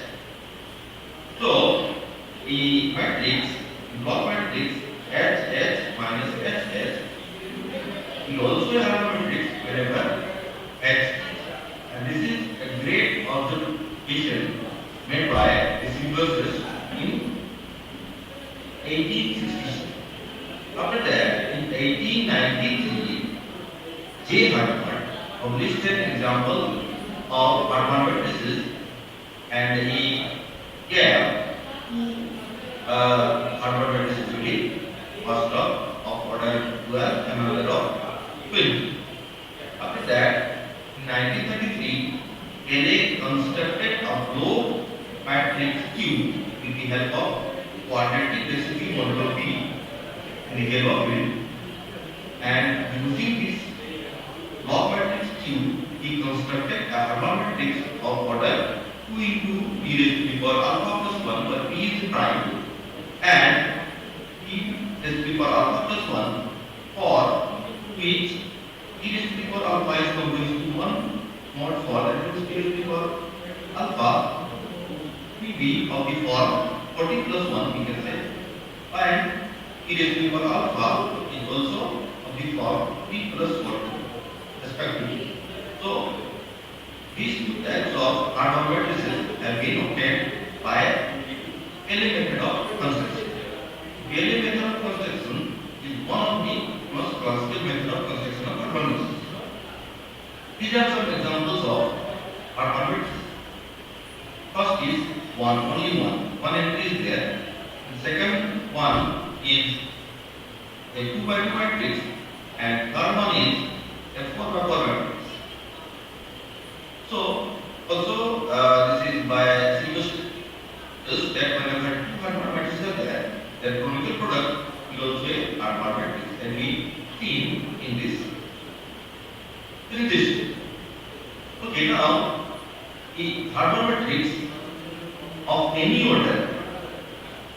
How to construct the Harman matrix of any? The first method for this construction, this type of construction, was proposed by Williamson in 1940. He used a block matrix H which have 4 matrices A, B, C and D ranged in this type and we seen in equation 1. The 4 matrices A, B, C, D are placed in a specific manner and H will become a Harman matrix if we choose these matrices A, B, C and D properly. Obviously, these matrices A, B, C and D are the matrices with entries either 1 or -2. Now, problem is to find how to select them, how to find out these matrices A, B, C and D. The process of this method of constructing Harman matrices required computations and was an entry of computational mathematics into the problem.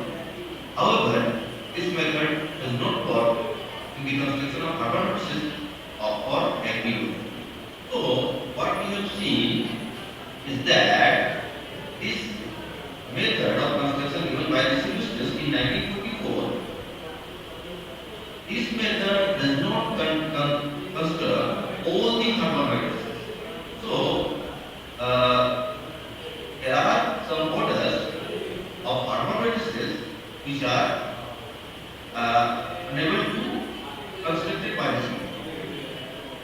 Now, let us know what is the Harman matrix conjecture. This is a very famous conjecture and it remains open since the last 100 years. So it is a well-known fact that H is the Harman matrix of order n, then H must be some multiple of 4. But the converse part of this statement is still an open problem in mathematics. The problem is known as Harman matrix conjecture. The nomenclature of the conjecture is due to the proof of the result that possible sequences of Harman matrices are of order 1, 2 or some multiples of 4 and it was first proposed by J. Harman. However, it was not his first to postulate Harman matrices. As we know, the Harman matrices are actually invented by Cmaes, but conjecture was identified by J. Harman and that's why we say it Harman matrix conjecture. There are many methods available for constructing Harman matrices, yet the Harman matrix conjecture is one of the longest standing conjecture in mathematics. The unknown orders of Harman matrices less than 2000 are 668, 716, 892, 1132, 1244, 1308, 1426. These are the orders for which we have no hardware matrices or they are yet to construct. The most recent new hardware matrix of order 428 was constructed by H. Araghani and D. Taigareji in 2005. And before that, this order is also unknown for us, but since 2005, the hardware matrix of order for 28 is now known and they have constructed the hardware matrix of order 420. Now let us know some basic definitions starting from circular matrix. Circular matrices are just matrices obtained by first row in which every next row is obtained by the right cyclic set of the previous row. As we see in this example, first example is simply in the first row we have 4 entries, x1, x2, x3, next 4, and in the second row we can see in the first matrix the first entry will be the last one, second entry in the first row will be first entry of the first row, the third entry of the second row is actually the second entry in the first row, so just we keep right inside the way, and in this way all the rows are obtained. So these are the examples of circular matrices. Now, partial hardware matrices are simply we can say if there is a hardware matrix of order n and if we omit some rows from that matrix, the obtained matrix is a partial hardware matrix. Another way we can say the row orthogonal matrices with plus minus 1 entries are called hardware matrices. They are not necessarily square matrices. For example, we have included two partial hardware matrices. The first is of order 3 by 4 and the second one is of order 2 by 4. Now, let us know about the circular partial hardware matrix.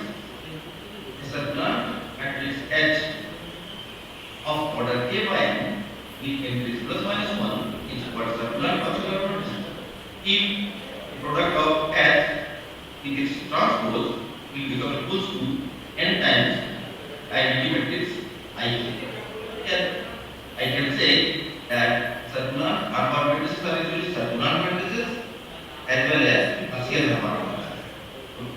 Circular matrices and which are partial hardware matrices are called circular partial hardware matrices. The second one is about notation. We know the circular matrices are actually row regular. So if we add all the entries in any row, we can find some integer and take it positive.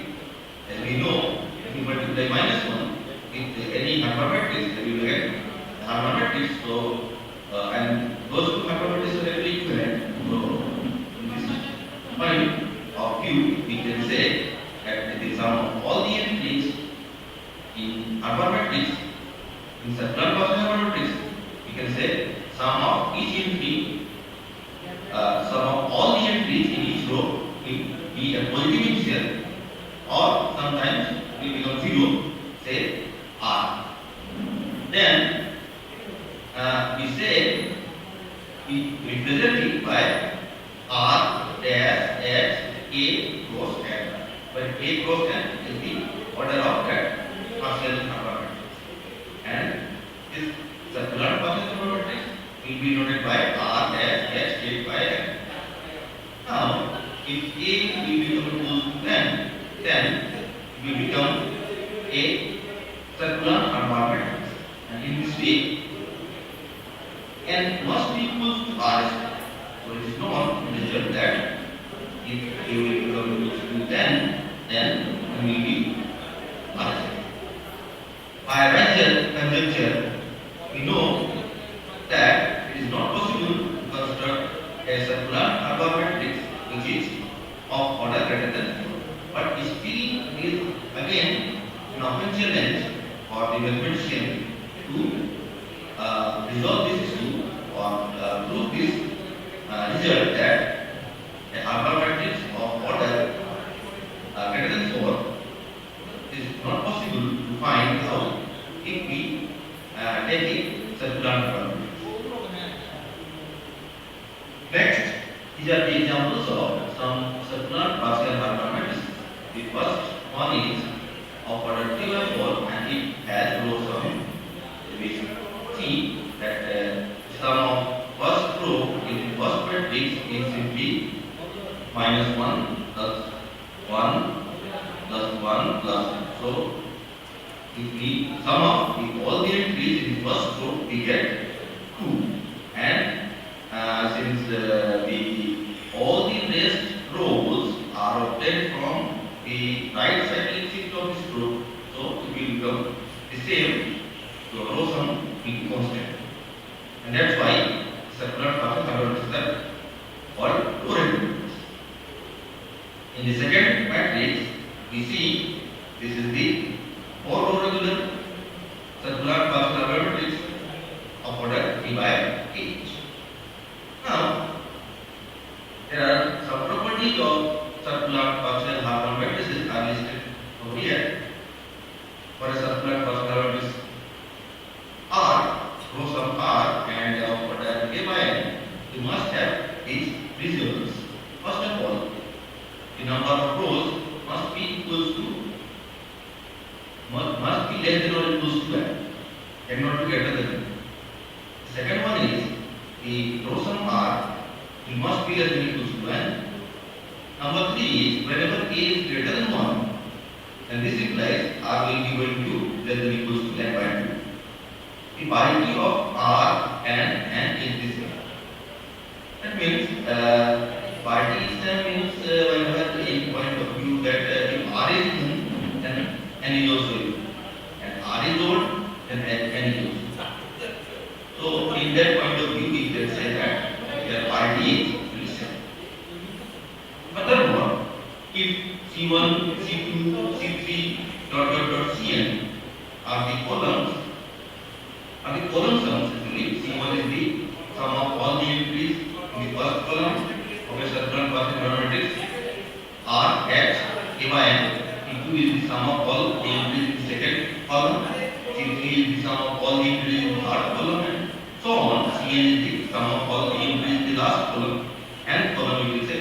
Then must have these two zeros. The first is sum of all the column sums C1 plus C2 plus C3 plus to Cn will be equals to R times K, where R is the sum of all entries in the first row, and K is the number of rows in circular partial Haber matrix. Another result tells us that if we add the squares of all column sums, then that will become K times. Second property is very nice property. Usually whenever you add a squares of these column sums, then we must have that will be equals to number of rows into number of rows. So K is the value. So this is just illustration of the last two results of column sums. We have taken here matrix with row sum 4 and of order 3 by 8, and we have calculated in this case C1, that means sum of all the entries in the first column, C2 is the sum of all the entries in the second column, and so on. We have 6 columns, we have 8 columns actually, and that's why we have C1 is 1, C2 is 1, C3 is 3, C4 is 3, C5 is again 1, C6 is 1, C7 is 1, C8 is 1. And we see that if we add all these column sums, that will come to 12, which is 4 times 16. 4 is the row sum and 3 is the number of rows of this partial Harvard matrix. The second result, which is on the square sum of this column sums. So if we take the square sum of C1, C2, C3, C8, we get 24 and it will be 82. That 8 is n and 3 is actually 8, so it is 10. These are the some applications of circular partial Harvard matrices. I have listed them in three categories. First of all, the circular partial Harvard matrices are closely linked with circular Harvard matrices are closely linked with Harvard matrices. And one of the challenging problems in Riser conjunction is related to circular Harvard matrices, and therefore any advancement in the theory of circular partial Harvard matrices can directly contribute to the resolution of Riser conjectures. It is again open problem since the last 45 years. The second application we can say is circular Harvard matrices are a special type of Harvard matrices. They can find applications in signal processing, optical multiplexing, error correcting codes, and statistical design and analysis. And another is most recent application that we have seen, that is shown by our et al. They reported that a new application of differentiate in brain imaging research, especially area differentiates, are utilized to care optimal experimental design for fMRI studies. However, this method has a notable constraint, as it is only effective in certain situations and cannot be used to find design for other scenarios often encountered in practice. So it is a very new application. We can say that the circular partial Harvard matrices are actually useful in such type of design which are used in fMRI studies. The studies of fMRI are very rare.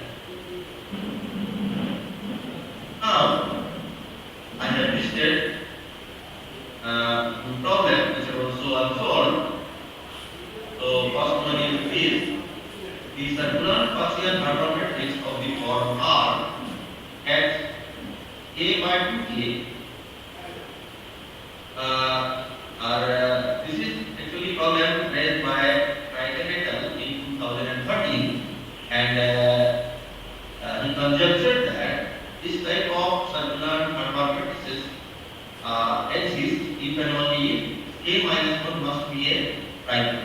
So this is again, we can say, after the study of Gothel, he raised once again this issue of the constructing of negacycling, actually correlate to negacycling, but this is the circular partial Harvard matrices of this form 2 has K by 2. Okay. Okay. This is again a new research problem on circular partial Harvard matrices, and it is that no any class of circular partial Harvard matrices of the form 4H A by 2K are identified.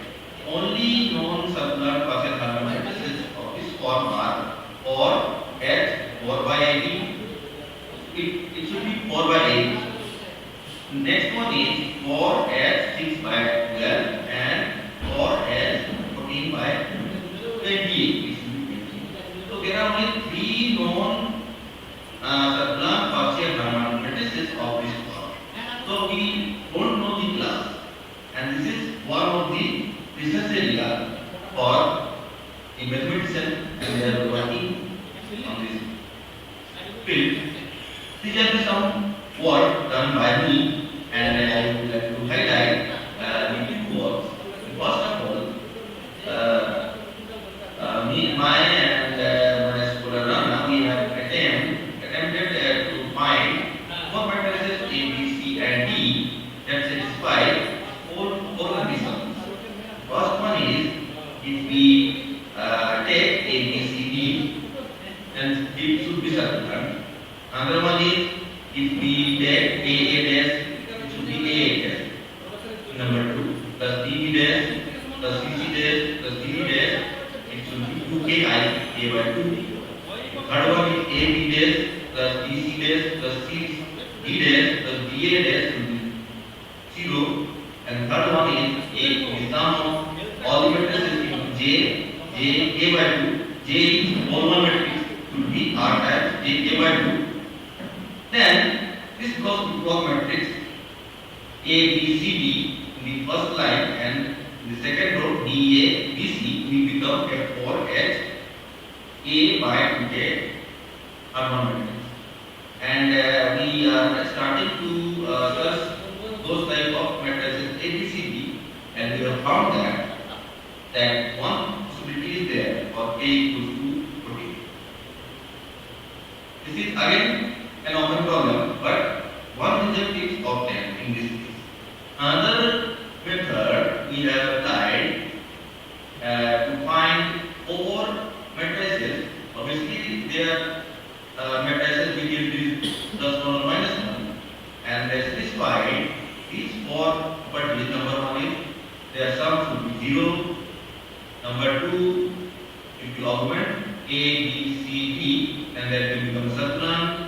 Third one is if you multiply A with its transpose A dash plus B dash plus CC dash plus DB dash, it should be J minus 4I A by 2. And the fourth one is like this: AB dash plus BC dash plus CB dash plus DA dash should be minus 4I A by 2. Then this matrix, this block matrix, having the first row IA by 2 plus A, IK by 2 plus D, IK by 2 plus D, IK by 2 plus D, and then the second row is like this, will become F4 H A by 2K. And we work on this, and we have found that this type of matrices ABC can be obtained for A equals to 4 and 6. So these are the conclusion. The construction method of circular partial harmonic matrices of the four at K by 2K have been introduced for the first time by us, and previously they give the examples, but the methodology we have introduced for many results of column sum and all have also been obtained in this process, and the new relations between the number of rows, sum of number of rows, sum of columns, sum columns, and row totals has been obtained. However, that no new harmonic matrices have been discovered by the above method, and these are the influences I have included. These are the influences for my lecture. So thank you for listening my lecture carefully. Now, if some question will be there, and I will try to answer. Sir, I have a question, sir. Okay. Sir, conference matrix can be constructed by Harman matrix, sir? Yeah, it is possible to construct like that. There is relation, actually they are related. Thank you, sir.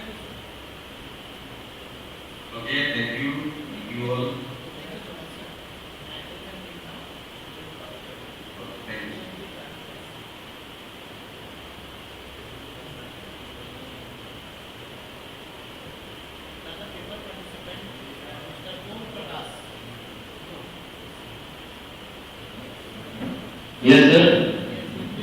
Share your PowerPoint presentation. PPT. Yeah, okay, sir. Okay, sir. And try to finish it in 5 minutes. Okay. Okay, sir. Okay, sir.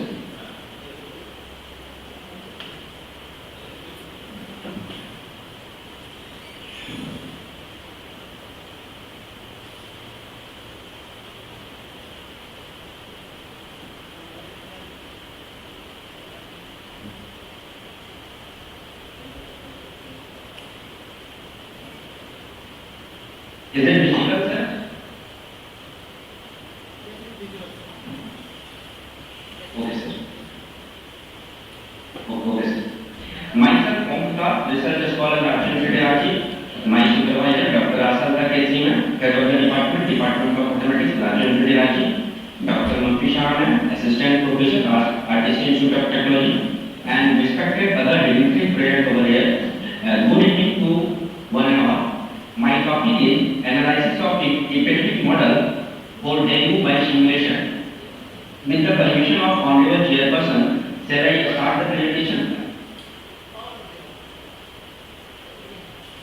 According to WHO, dengue is a dangerous disease. This disease causes to human through the bite of female mosquito, especially Aedes aegypti yellow fever mosquito.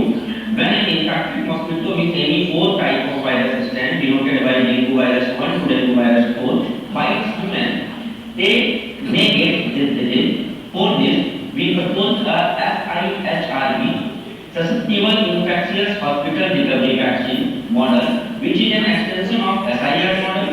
By using Jacobian and Roth heredity criteria, we find the threshold number if model is unstable and if the model is stable. We also find the drift equilibrium point and endemic equilibrium point, which is useful for better recovery. We use some keywords, that is mathematical model, vaccination, endemic equilibrium, Roth heredity criteria. Now, in tropical and subtropical area of many industrialized and developing nations, dengue fever is a serious issue.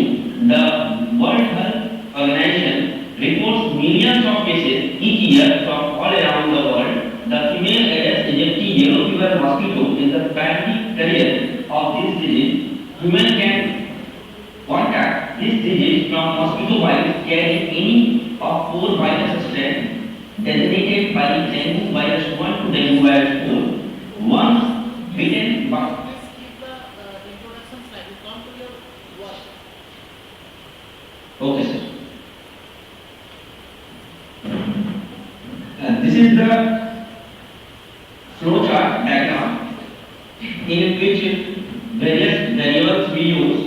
The where H is the influx rate which is assumed to be susceptible, N is the total population of human, N is the total population of mosquito, S is the total number of susceptible human population, I is the total number of infected human population, RH is the total recovered human population, HS is the hospitalized human population, V is the total number of vaccinated human population, mu as death rate human population, SN is the susceptible mosquito population, IN is the infected mosquito population, mu n is the mosquito population, alpha is the hospitalized rate of infected human population, gamma is the recovery rate by infected human population, delta is the vaccinated rate of recovery human population, epsilon is the recovery rate by the hospitalized human population, and last one, beta HM, transmission probability from the human to mosquito, and beta NH is the transmission probability from mosquito to human.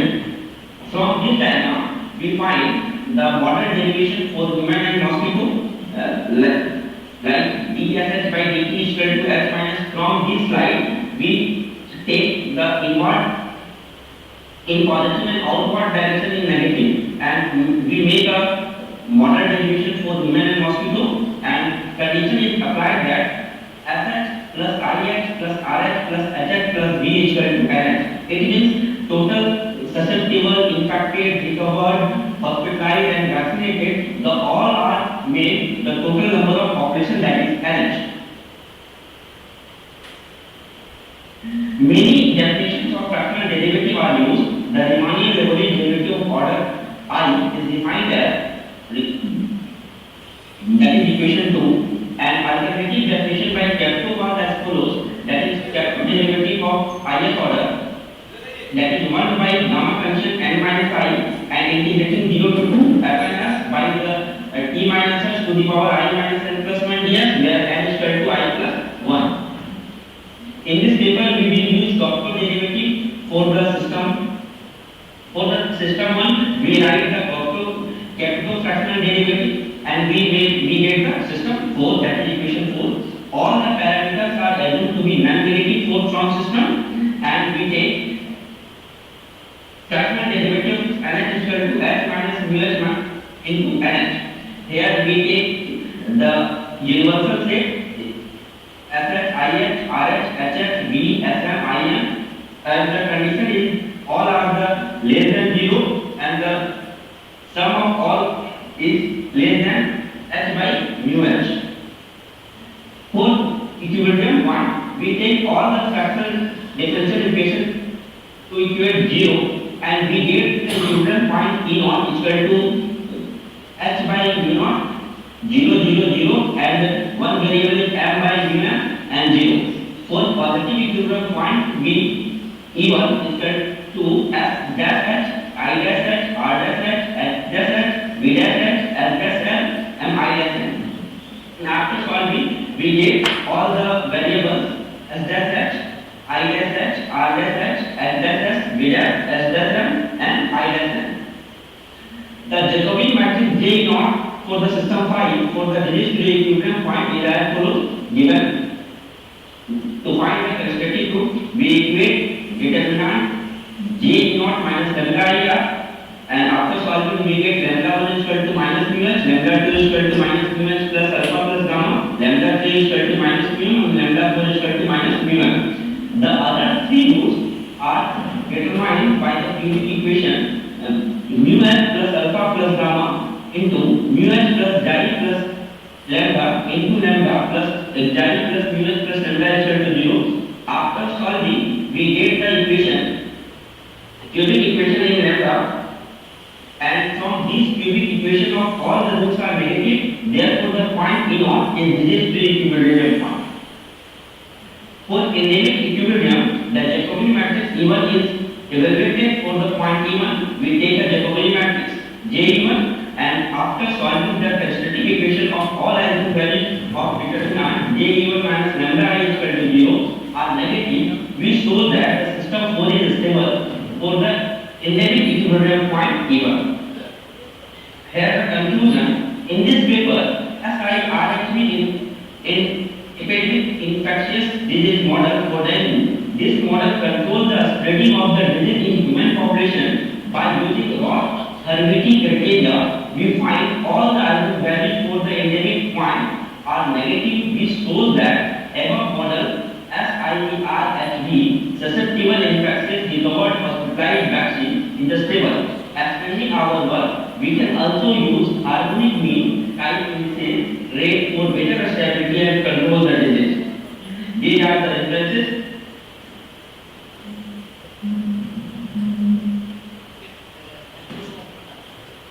Hello. Yes, sir. Okay, sir. Okay, sir. Okay, sir.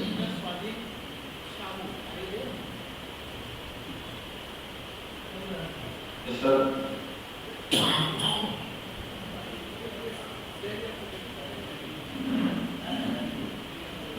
Sir. Good evening, sir. Mr. Kevin Charles. Yes, sir. Stop. Say this. Okay, sir. Okay, sir.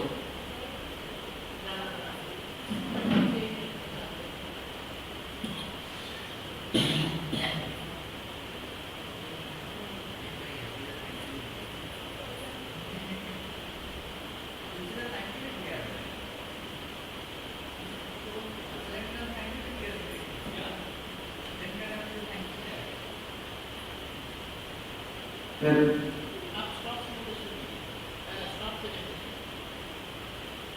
Stop.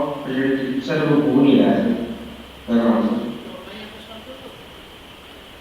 Yes, sir. Yes.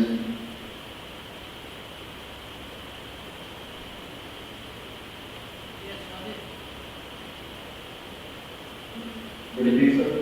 Myself Praveen Saur, Mr. Kumar and Student of College to all staff. The my topic is I know you sir program.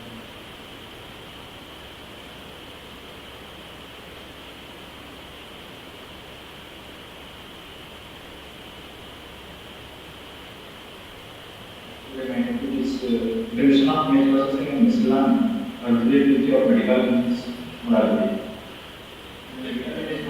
It is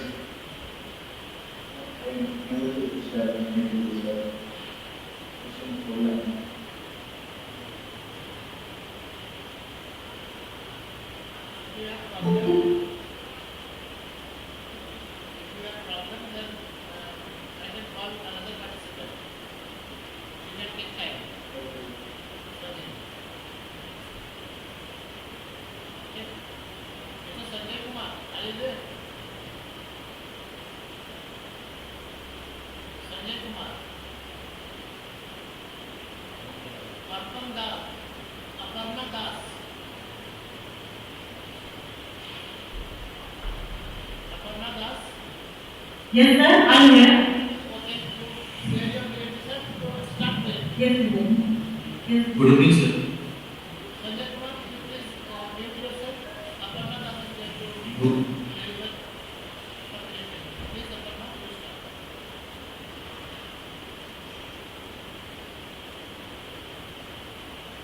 First, Is it visible, sir? yeah. Is it visible? Okay. Yeah. Good evening, all of you. Myself, Aparna Das. I'm continuing teaching under the supervision of Professor Master from the Technology University. And today my topic is research and analysis. In this topic, I will go to label the curve of differences and the generalizing differences between generalizations, the application and the result environment of generalization. Here the introduction. In 15 mathematics, the study of differences is one of the important topics for the theoretical development as well as for application. In theory, the differences in the coding theory and the differences have been highlighted. In 1960, Carol Fuller and Lee started the concept of data. In 1965, the explained the difference and all of them handled the decision process. In 2013, how it improves application of differences in space energy studies and also developed its application of Catalan partial mathematics in the construction of life of economic studies, where economic function managing resilience economy, which is used to predict how the brain is functioning and which part of brain is functioning and is what not functioning. Now, the application of this there are seven applications of differences in graph ability, probability, probability, floating, and limit. The real difference is the research analysis, which is developed by the University of Cambridge and is one of the most important options for research analysis. It is underscored of the marketing. A main gap identified for differences is the property, efficiency, subtraction, and counting. So, in this article, we focus about differences, properties, applications, and even development of differences and differences. So, there are some basic definitions. This is the definition of differences. This is the important part of the differences because it's the basic differences and further we generalize the differences into differences. So, the definition with Lydia and it is group of orders and Lydia then substitute if there is a all normal differences, then there is also only dynamic. It is more visible if we have taken some example. That is, if we have a group of orders and the subset of elements is 2 and the differences are only occur one time and that is the difference. There are some other different samples and examples. Here is the definition of general differences. The basic difference between differences and the differences in differences the number becomes only one time and the general differences it becomes more times. An example is 6 times 0 occurs 2 times and 2 occurs 1 time. Now the definition of mathematics as I previously that happen, what will happen with this one matrix, where the elements are only 1 and 9, and here the results are possible. And to satisfy the problem, each equation answer is equal to n by n. Here is an example of mathematics. And partial mathematics is if we have a possible residual matrix, that is called partial mathematics. One matrix, a circular matrix is the order of where the first unit is and then we take the right side, like if we see the equation and then the second row the equation is the first element. So if we take it in the right cycle state, then we get a circular matrix. And if we have a rectangular circular matrix, that is called circular partial matrix. Here are the properties of differential. Some properties of differential are anything substituted is zero differential. Audible now? Hello? Yes, yes. Okay. And this subject is a individual differential. Look, itself is a differential. Every singleton set is a differential. And its complement of singleton set is a set. N minus 1, N minus 2 is a differential. There are some main kinds of differences. We are basically saving satisfied with this just saving practical main kinds of differences. In case of first one is single dimension, differentiation is dimension is a single dimension. But here is a prime number and there is a limit. The second one is isomorphic difference and the third one is standard difference. Fourth one is hyperdifferential, fifth one is lamp differential. And the fifth one is the diagonal equal and the table one is parallel and differential. Now I will follow the general difference. General difference happens in the unit for the circular field, rule is regular and rule is for the circular pattern. Basically, this is a generalization of differences and in the physical field and circular matrix have a relation. With the claims of circular matrix and general differences, we can make a coding of economics, which is useful for the medical field. In this right algorithm has been developed to generate general differences of alien biology. In current marking forwarded the new theoretical results, which are then useful for the further study. For the construction of general differences, some necessary and for this purpose, sufficient theoretical analysis is a positive square for detailed study of differences and general. For generating new frequencies, between various new further this problem is very valuable for generating certain partial numbers. So, whatever accounts from the possibility basis and meaningful meaning. So, the video that is general differences, where important rules in the design doing and more highly implemented design. And more way are well known of application of the general differences is it will make using matrix and symmetric design in design doing to the full. Nowadays, it has applications being working studies and other applications within cycle. Here are two users which was developed by Martin and some other that is the work saying if it has a general difference, then the condition I is equal to 1 to n minus 1 lambda is equal to n minus 1. And the other practices are the general, which are useful for the new such problem and for result problem. With the help of this result, we can make some new results, make some new parameters. With the help of this result, we can make a relation between circular matrix and the general differences to make some other new product results. And this is a discussion and solution result. As differences are closely related to regarding the and so other things the results they are observed are differences and relationships, only thinking on relationships, differences, constructions, and concepts. The topic of the differences is evidently the thinking about the differences is too wide and excellent. Also, the question of the number of differences to be taken direction is still not involved. So, the results work indicates that certain generate a new relationship, we can discuss in the answer to determinate life. Although the report is responsible for the further assessment of university, but the results can be used to determine derived statement and the results of information answer. You have understand this?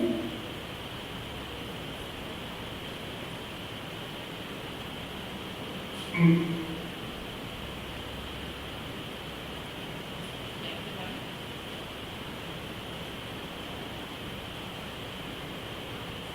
listen.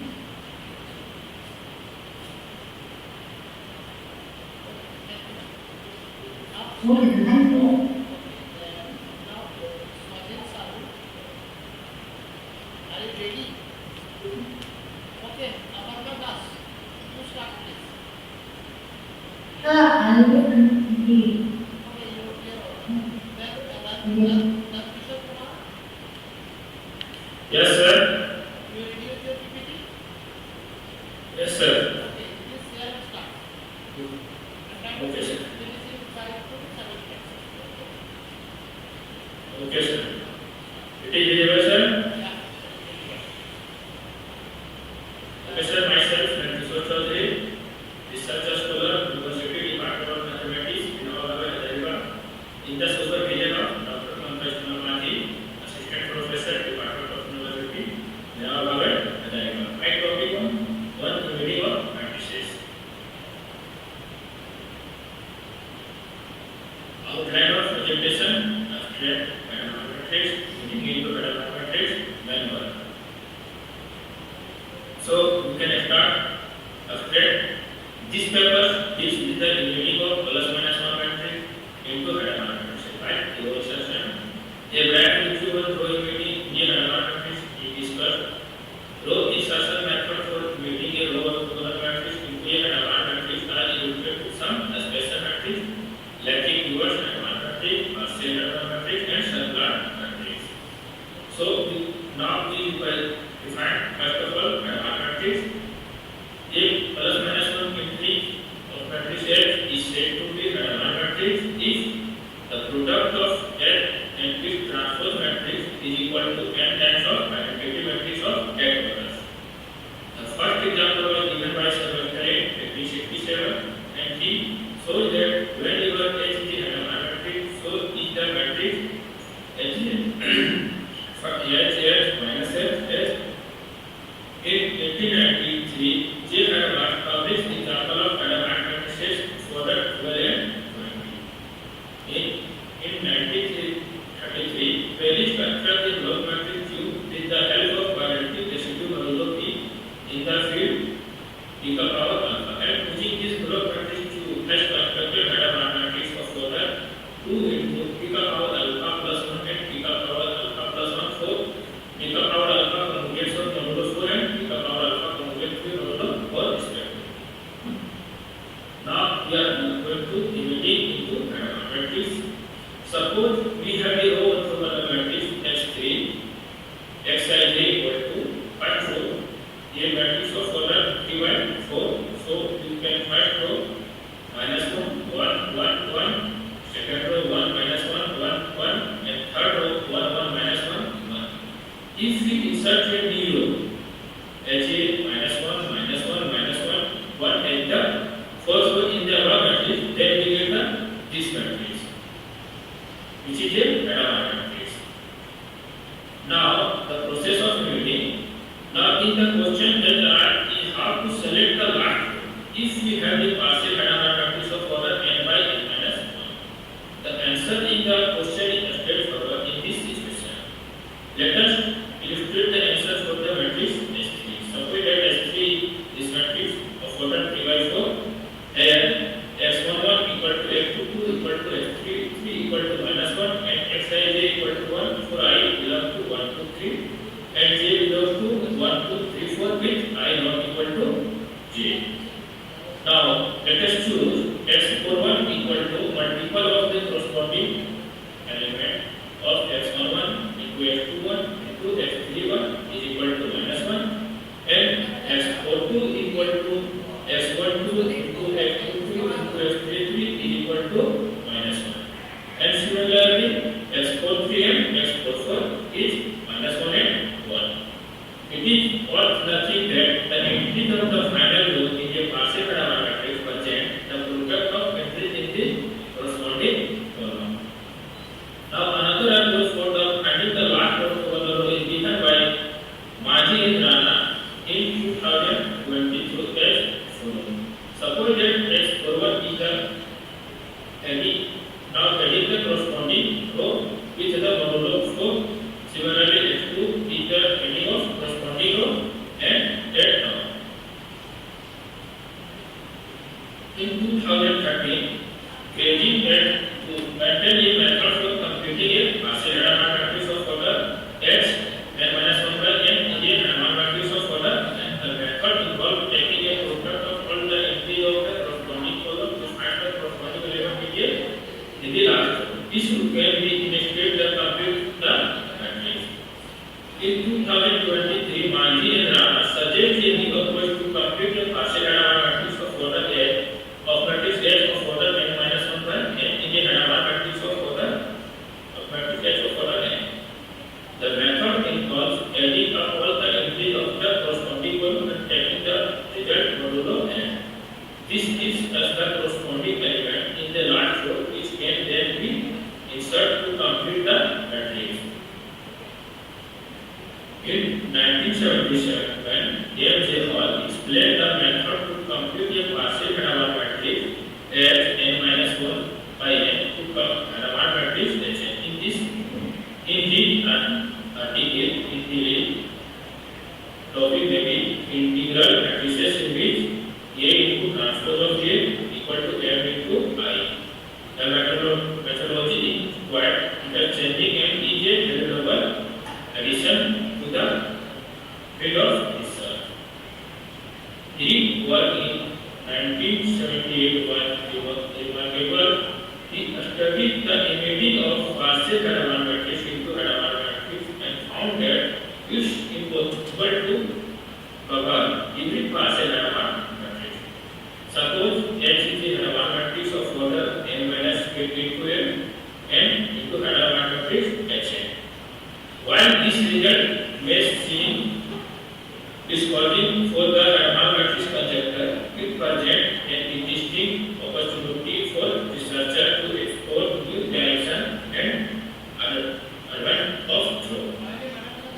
Now we are going to main one. Now consider the first row R1 equal to 111 up to 16 term. Then the second row which is also 1 to this row will be half of +1 and half of -1, and the third row which are also 1 and 2. First row as well as second row will be given by quarter of +1, quarter of -1, quarter of +1 and quarter of -1. In this figure, we can construct the following Masuri orthogonal row. Suppose R1 equal to 1111 up to 16 term, then R2 will be half of +1 and half of -1. Then R3 is given to quarter of +1 and quarter of -1 as a sequence, and R4 is 1 doubles of 8 of 1 R4 is equal to 1 1 minus 1 minus 1 1 1 minus 1, then similarly, and R5 is this. Thus we get height multiply orthogonal row for a row vector of length 16. Hadamard matrices of order 1 and 2 were obtained using this method. The obtained matrices are elected below, such as H1 equal to as a single one and H2 equal to 1 1 1 minus. It is not possible to generate Hadamard matrices of order greater than 2 using this method of increasing orthogonal row. Now, using the discussed approach, we can generate k plus 1 orthogonal row for all n, all minus 1 row is length n equal to m into 2 to the power k. The result can be visible as follows. This is the result of my neighbor, and now we are going to the part of conclusion. In the project work, a simple row embedding process has been developed. However, this methodology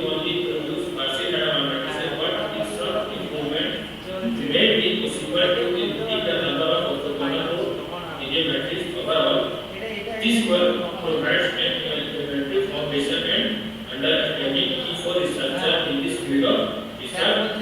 Following are the main references. And now finally, thank you for all.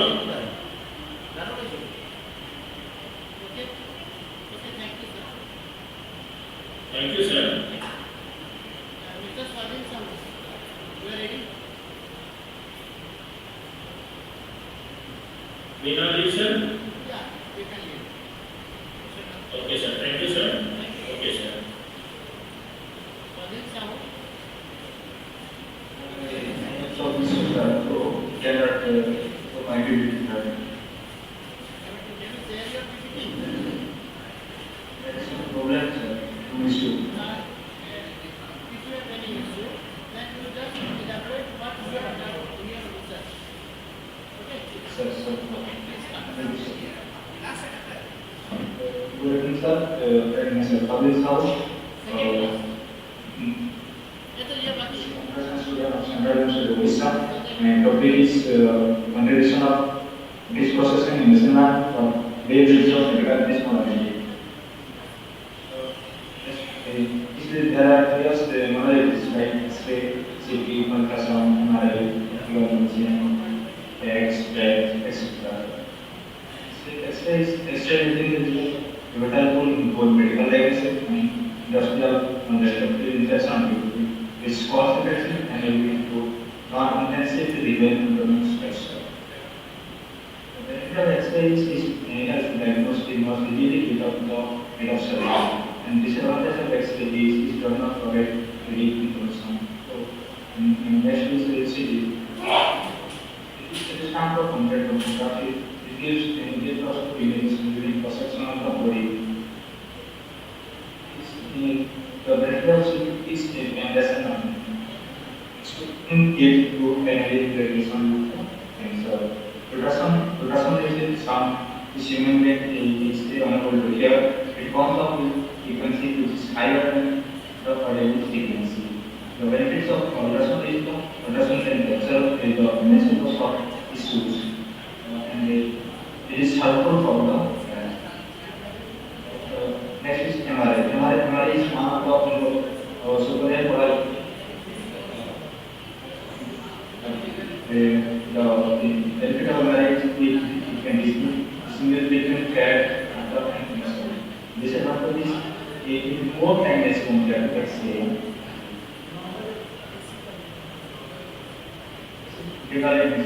This kind of imaging is the optics to extract images of the cellular molecular function in the living body. It is propagated in the diffuse manner. The advantage of it reduces the exposure of patient using non-ionic radiation. And the disadvantage is it gives from low depth. It is termed for position and electron emission tomography. It is a kind of imaging modality which uses the help of radioactive material to display the image of metabolic activity of cell within the body. The advantage of PET is able to distinguish easily between cancer cell and normal cell. Disadvantage is it is not able to capture image of small tumor of the body. This is very number. Our time is at the retina. It is placed at the back of the images are drawn on the retina and get converted to electrical process. When these two processes lead to the brain, we are able to see in the images. What is conclusion? And if you work for it, you go for different medical imaging modalities like X-ray, CT, MRI, ultrasound, CT scan, etc.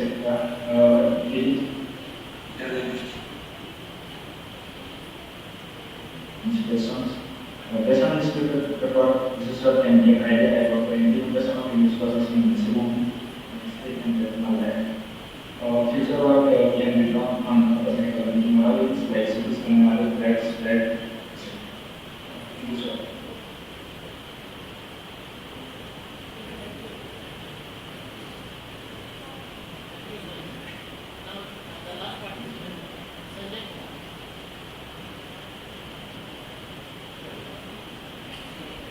Good evening, sir. Yes, sir.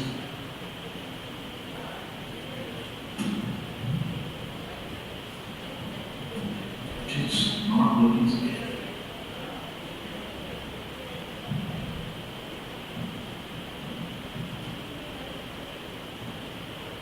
Yes, sir, right.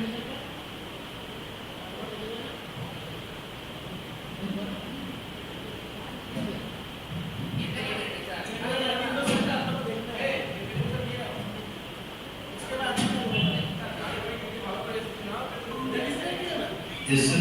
Is it visible?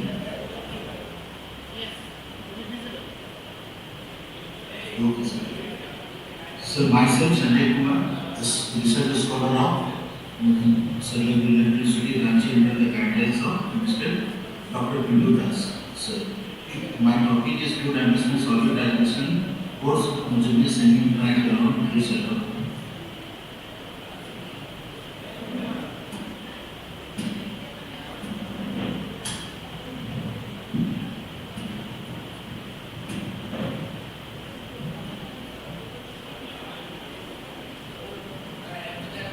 Yes, sir.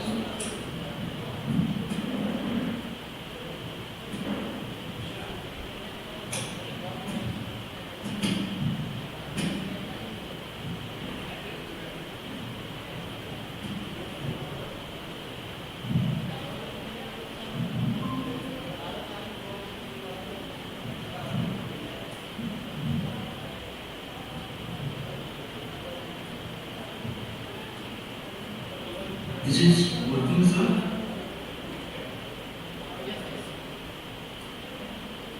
Yes, sir. This is my outline. Okay, sir. This is my research problem, sir. Mathematical problem is given the partial equation. This is the mathematical formation of my problem given in two-dimensional partial differential equation with some initial and boundary conditions and partial derivative at the input are taken 0.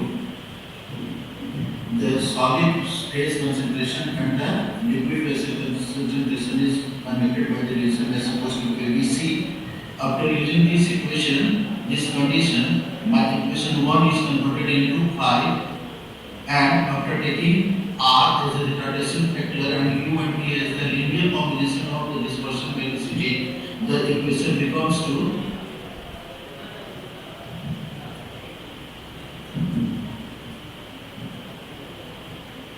this